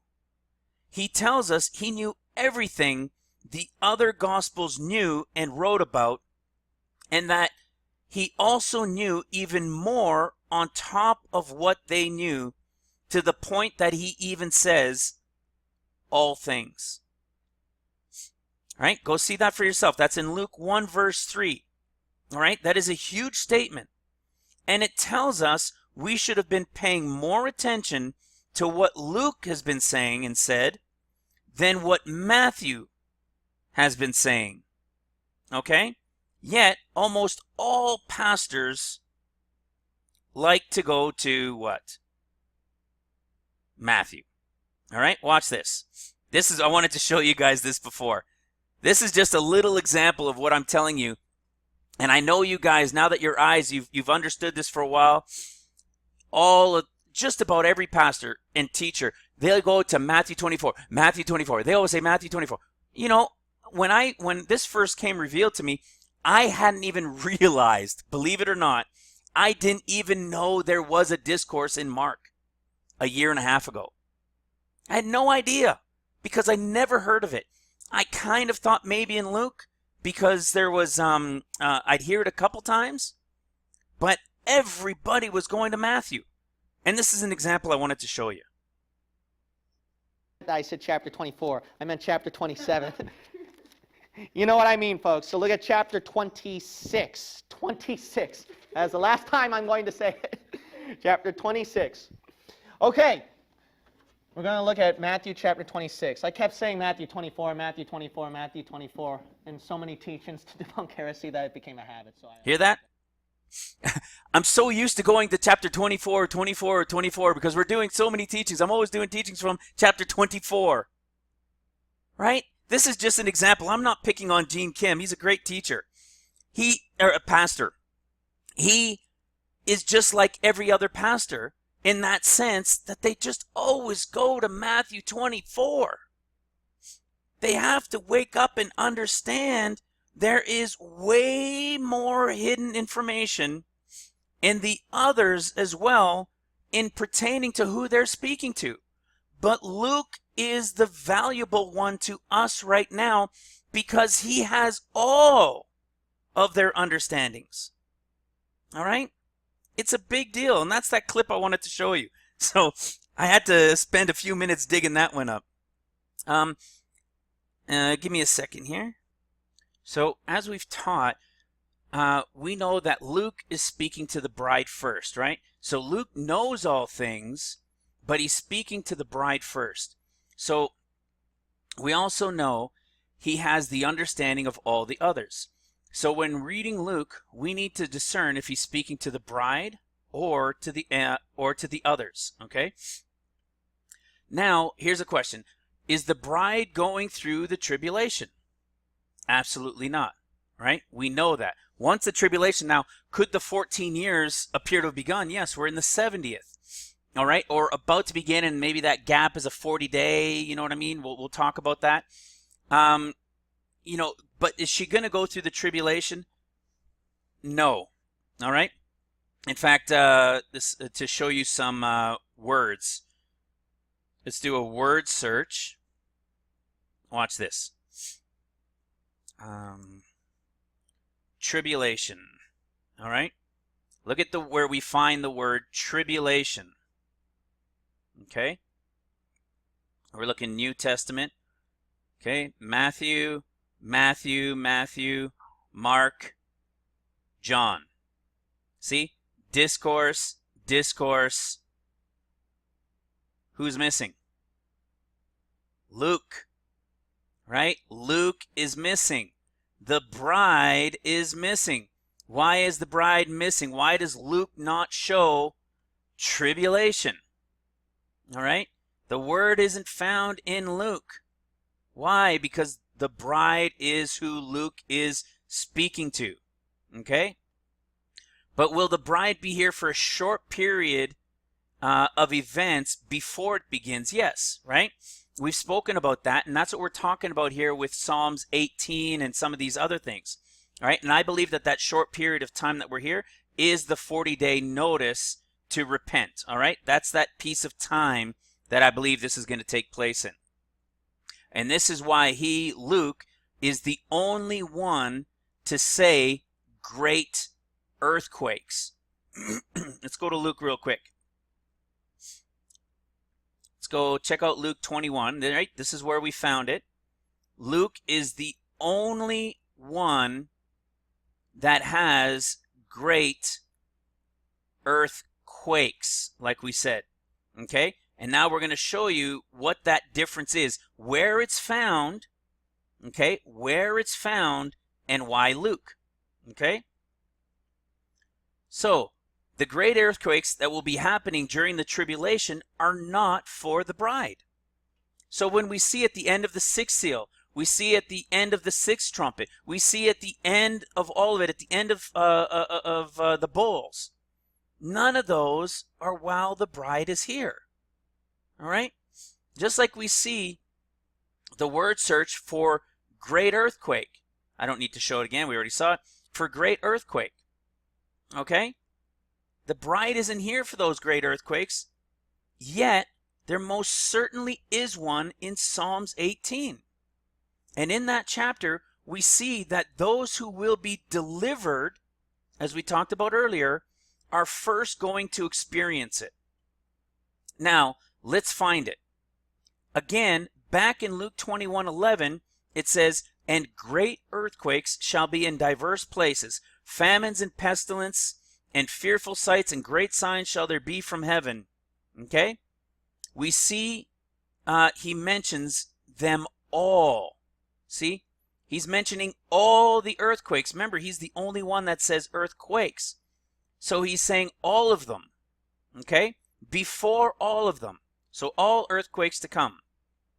But when we see in Luke 21:12, the next verse, it says, "But before all these, they shall lay their hands on you and persecute you, delivering you up to the synagogues and into prisons, being brought before kings and rulers for my name's sake."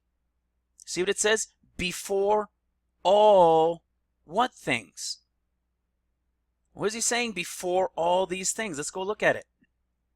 See verse 12. So there are going to be great earthquakes in diverse places, and famines and pestilence and all these things. But before all these, they shall lay their hands upon you and persecute you, delivering up into synagogues and into prisons for my name's sake, and before kings and rulers for my name's sake. Okay, let's follow this where this is going. Watch this. Okay, the things from the verse before. That's what he's talking about. Before all what things?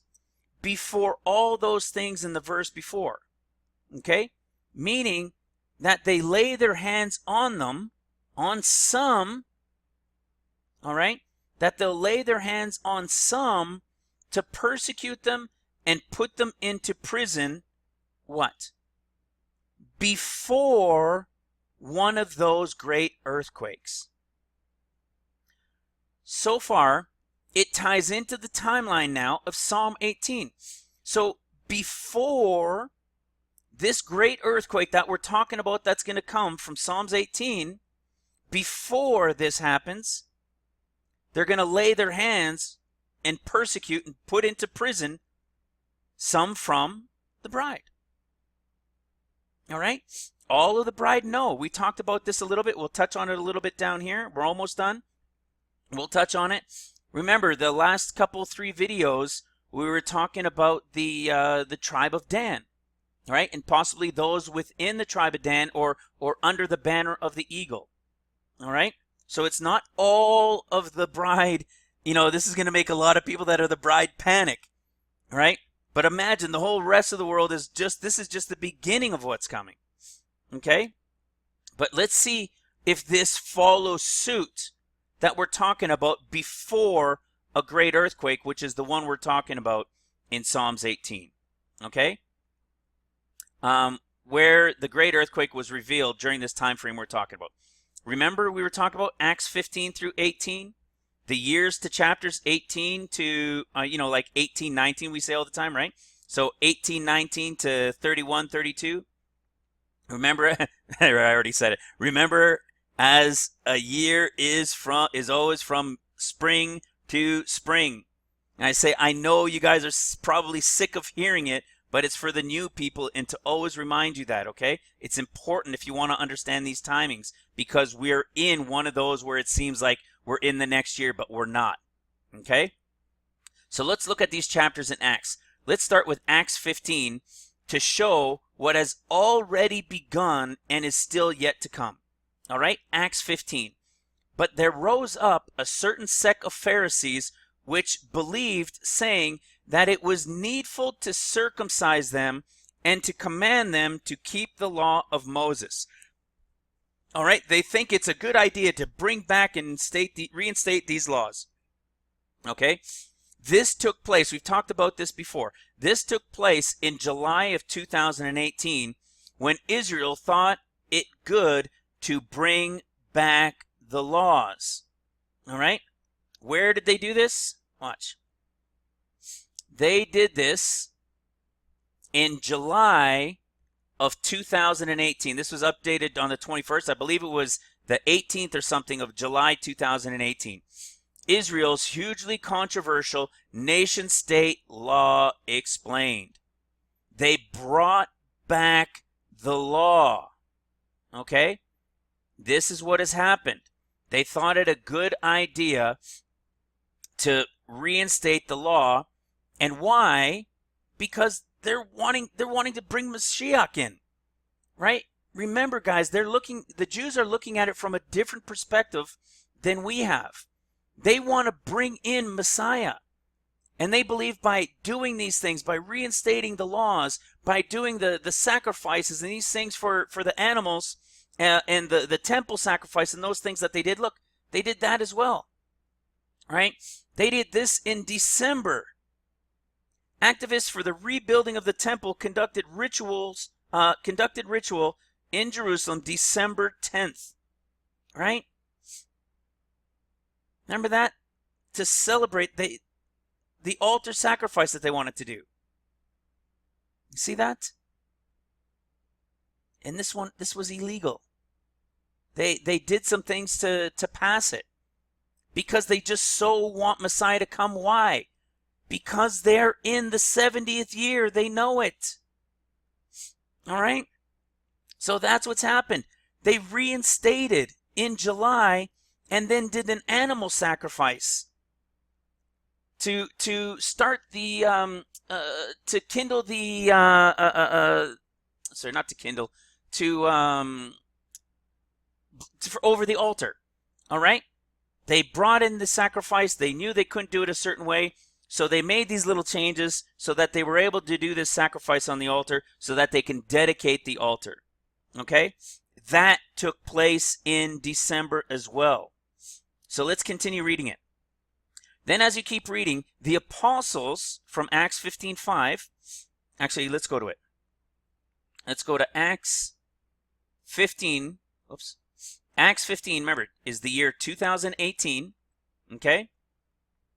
Here it is. They reinstated it, and then the apostles and everybody were upset. They're like, what are you guys doing? Right? Now therefore, why tempt you God to put a yoke upon the neck of the disciples, which neither our fathers nor we were able to bear?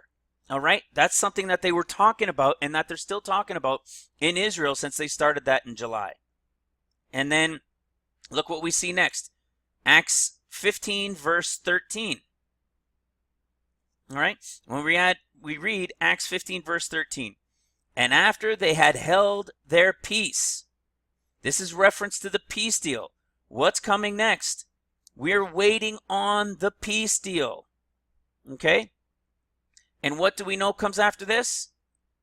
The escape of the bride. We read in Acts 15, oh, I never highlighted it. In Acts 15, verse 14, the next verse, Simeon has declared how God at first did visit the Gentiles to take out of them a people for his name. All right? Next verse, after peace, declared how God at first did visit the Gentiles to take out a people for his name. And to this agree the words of the prophets as it is written.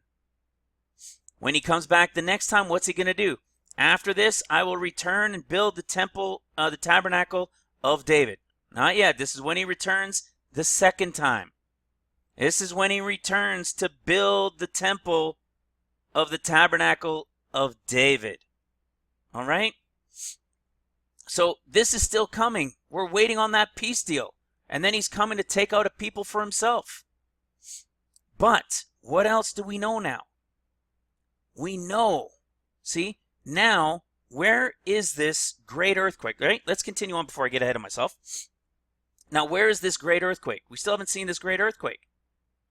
This is where we have come recently to understand that there will be a chosen group from among the bride that will remain to help the sleeping church.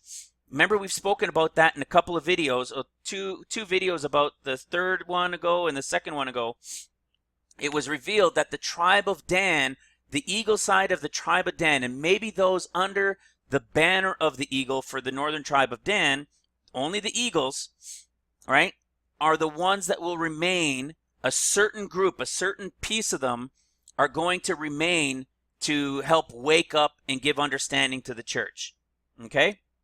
After all, if you missed the escape of the bride because your pastor, priest, etc., never taught you to be ready, would you listen to them? Would you listen to them if you were now in the tribulation and everything has begun and millions, tens of millions of people have suddenly vanished and your church has never taught it to you? They never explained what was coming, right? So I believe they'll be from the tribe of Dan, as we've been talking recently. And if you keep reading to the end of Acts 15, you'll see the understanding of the chosen by the elders, potentially the celestial council, and the apostles. Watch this. Towards the end of Acts 15, there, see? Then it pleased the elders, the apostles and the elders. Now we understand these elders at this point, it was talking about a different group. We're talking about these connections to the end time understanding. And look at what this word also means for elders. It also means member of the celestial council. All right? So there's a group that is going to be chosen from the elders through the elders and the apostles to send chosen men out of their own company. Okay? To send chosen men out of their own company. And what are they going to go do? They're going to go out and teach the churches. Teach those who were left behind. How long are they going to do this for? I don't know. Are they going to do it just for 40 days and then they're taken? Or do they stay longer? I don't know. I believe they stay longer. We've done a teaching where we see Priscilla and Aquila. Aquila is the name eagle. That's what his name means. And by Acts 18, we no longer see him. What do we know begins at around the year 2021, Acts 18? The beheadings. All right, so that could be the time. You see, and what do they do? And he went through Syria and Cilicia, confirming the churches. You see, the bride is gone. He's taken out a people for himself. Where are we? All right. He's taken out a people for himself. They've chosen then a group to remain behind and work with the churches. Okay? That's why we see, if you keep reading like we were saying. And I believe this is the beginning. All right? Once that bride is gone and that group has been chosen, I believe this is the beginning of the 40-day time frame. Might there be the church still left? And the escape happens in portions? Maybe. I don't know. Are they going to remain till the end of the 40 days? Everybody for the bride? Possibly. Which means when we read Psalms 18, you could see that they're there, that there's a group that's to be delivered afterwards, right? So it could be, but they might go right at the beginning. I believe they're most likely going to go at the beginning, all right? And then this group is going to help others until the time of the 40 days is up, okay? And I believe this is the beginning of the 40 days time frame of repentance that we see from Luke 10:30. All right, Luke chapter 11, verse 30. We've spoken about this before. For as Jonah was a sign, remember Jonah was a sign when he walked into Nineveh. It says, so shall the Son of Man be to this generation. All right, the Son of Man is going to be a sign to us, for us to understand. And it's going to be a 40-day sign. All right? He's going to show himself to many of us. All right? And it says to this generation. Which generation? This one. This one who sees her at 70 years old. Who sees Israel at 70. Remember one of our favorites? We've deciphered it now. We know it. Psalms 90 verse 10, right? 70 years. And if it be 80, then soon fly away which is soon 6 months, and then 3.5 years, for a total of 10, 6 months, 3.5 years, a total of 14 years. All right?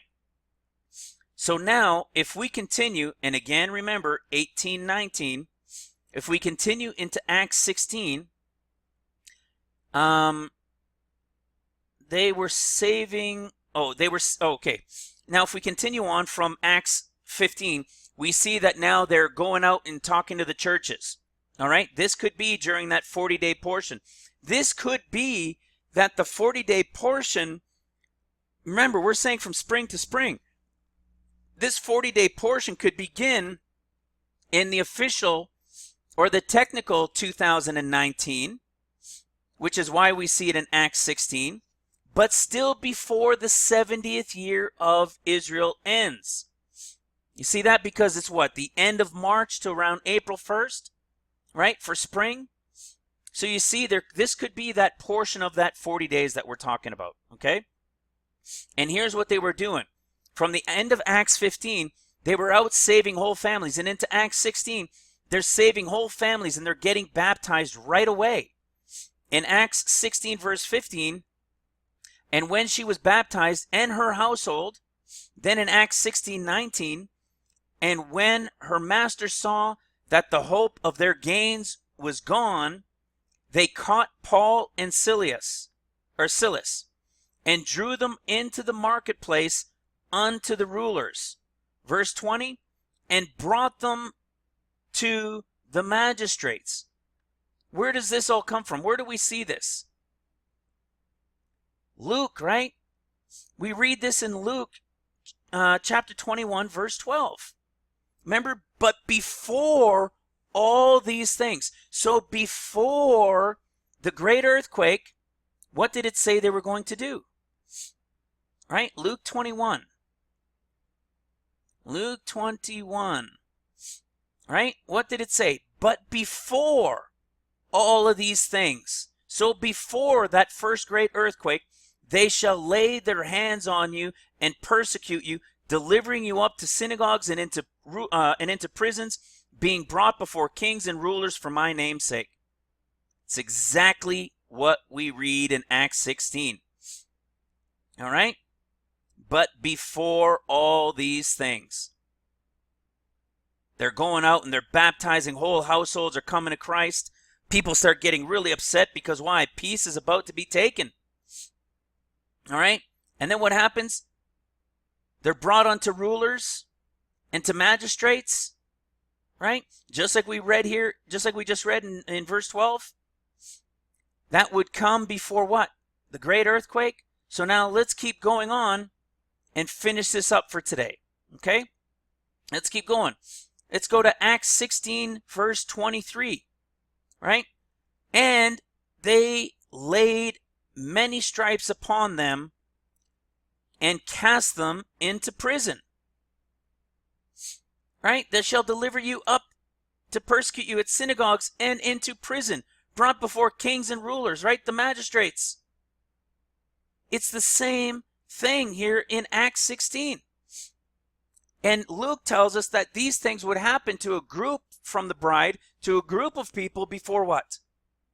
Before all these things, before a great earthquake. So now let's find this earthquake. Also, as Luke told us, right? Now let's go to Acts 16, verse 26. And suddenly, you got it, there was a great earthquake, so that the foundations of the prison were shaken, and immediately all the doors were open. What does that sound like? Do you think maybe we found our great earthquake, our first great earthquake before the tribulation? Before? You see that? And the prisoners heard them, and suddenly there was a great earthquake. This is that first great earthquake. Here it is. Acts 16, verse 26. The one that comes before these other guys in tribulation. Look at that. Think of this now in an end time understanding of the earth. And a great earth, and suddenly, all right, suddenly, which is how it's going to happen, there was a great earthquake, so that the foundations of the prison were shaken. Did we see that in Psalms 18? The foundations of the earth. What else? It says prison, right? Bondage, a place of bondage. Why do you think it says a place of bondage and not just a description of a prison? Because we're what? We're in bondage here, right? We're on earth. So when the foundations of the earth, the prison of earth, were shaken, and immediately all the doors were opened, and everyone's bands were loosed. Does that sound familiar, guys? Do you see this understanding? Do you understand what's being said? Goes back to Psalms 18. The Lord being wroth. Look what happens. Right? Look at it all. And then he bows the heavens. Right? Bows the heavens, rides upon a cherub. The whole earth is black. Why would the whole earth be black? We read that also in Luke. Right? The whole earth is going to be black. Why? Because of those great earthquakes, the nostril eruptions and the great earthquake. The earth is going to shake. The foundations are going to be seen. He's going to make darkness his secret place, and his pavilion round about him were dark waters and thick clouds of the skies. At the brightness that was before him, his thick clouds passed, hailstones and coals of fire. The channels of waters were seen, and the foundations of the world were discovered at thy rebuke, O Lord, at the blast of the breath of your nostrils. Then he what? He sent from above and took me and drew me out of many waters. He delivered me from my strong enemy and from them which hated me, for they were too strong for me. Who do you think these are? We just showed it, right? Those who were casting them into prisons and everything else. For his name's sake. See, they prevented me in the day of calamity. But the Lord was my stay, and he brought me forth also. Sounds like he's already brought another group, right? And he brought me forth also into a large place. He delivered me because he delighted in me. The Lord rewarded me according to my righteousness, according to the cleanness of my hands. And when we go to Psalms 118, what do we see concerning this? Remember, this was all of that in Psalms 18. Everything happened between these two verses. And then look at what he says. This gate of the Lord, into which the righteous shall enter. What is the gate? An opening that is of a door. Do you see it? Are you following? Do you guys understand what's being said?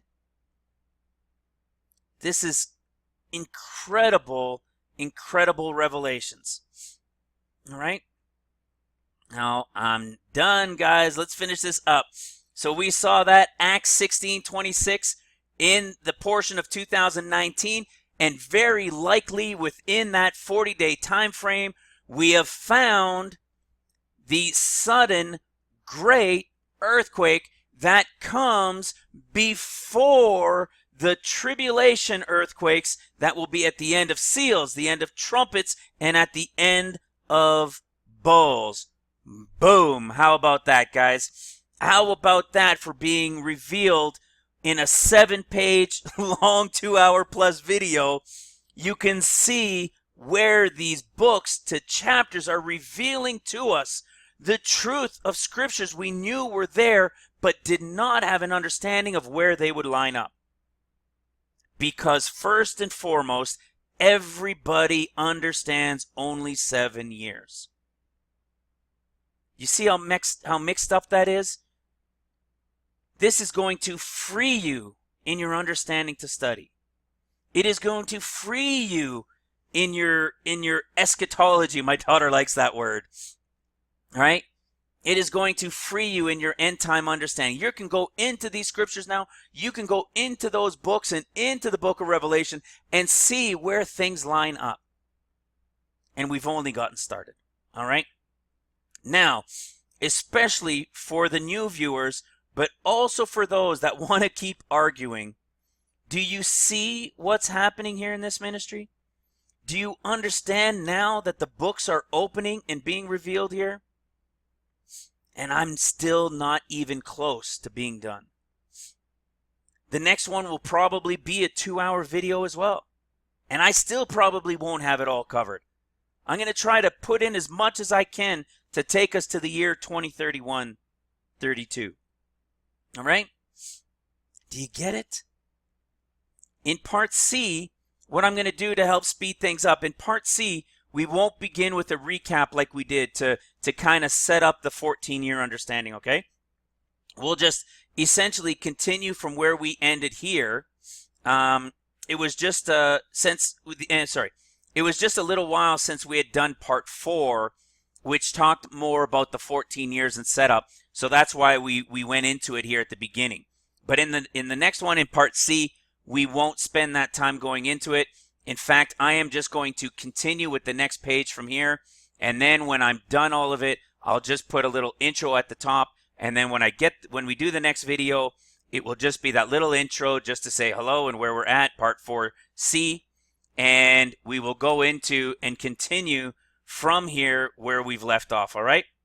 So I thank you and I pray for your continued support. We need the continued support, guys. We appreciate you helping us. Like I said, you can go to the website. You can even see it in the description box. You can see the PayPal there. We've got our address there, or you can go to the website. There's a button there for donate, or your prayers, guys. All right, we need your prayers. So I just wanted to mention that. We want to thank you, and we want to thank you and pray for you for your continued support, and so that we're able to stay focused on getting this understanding out to the world, to be able to do these teachings that will give people a focus that will say, here it is, see it for yourself, take the time if you're true and if you're serious, and understand it so that you can know the truth of where we are, because the time is so very short. All right? We also need your prayers always, guys. There was a little bit of a few days break there because I was just there's this you'll get this feeling of overwhelming sometimes. You guys might be getting this watching this video. There's so much here, right? But putting this all together and figuring out where I want to go next, because I've got all this stuff in my head, all right? It's not an easy thing. But know that we're also praying for all of you, all right, here in the ministry, and a number of you specifically. I'd like to give a shout out to our sister, Disciple Tabitha. She just had surgery. I think I don't know if she wants me to say what it was, but you could see it on our website. You can go into forums and you could see prayer requests there. Go in there and see the people who are requesting prayers, guys. All right, I'm not going to go there now, but go in there and see the people who are requesting prayers. Tabitha was having major pain, went to the doctor, found out what she had, and they kept her there, and boom, they were able to go in and do the surgery. And there are many of you guys that were praying for her as well, and her friends and family. And I believe she's out now and everything is good.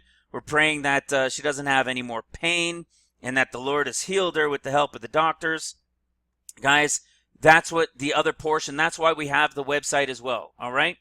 We have a separate server in Canada that we use to host it all, so that if YouTube and stuff has gone down, you guys can still go get these teachings from our website, download everything from the website, share it with people around the world, all right? And communicate with each other through those forums. Soon as you post, boom, the people who are on can see it and respond to you, like, you guys can ask questions and so forth, back and forth, all right? So we love you guys. God bless you. Like I said, we're praying for you and for all of your families, and we pray that we will all be found accounted worthy to escape all these things that shall come to pass and to stand before the Son of Man. I love you guys. God bless you. We'll talk to you soon.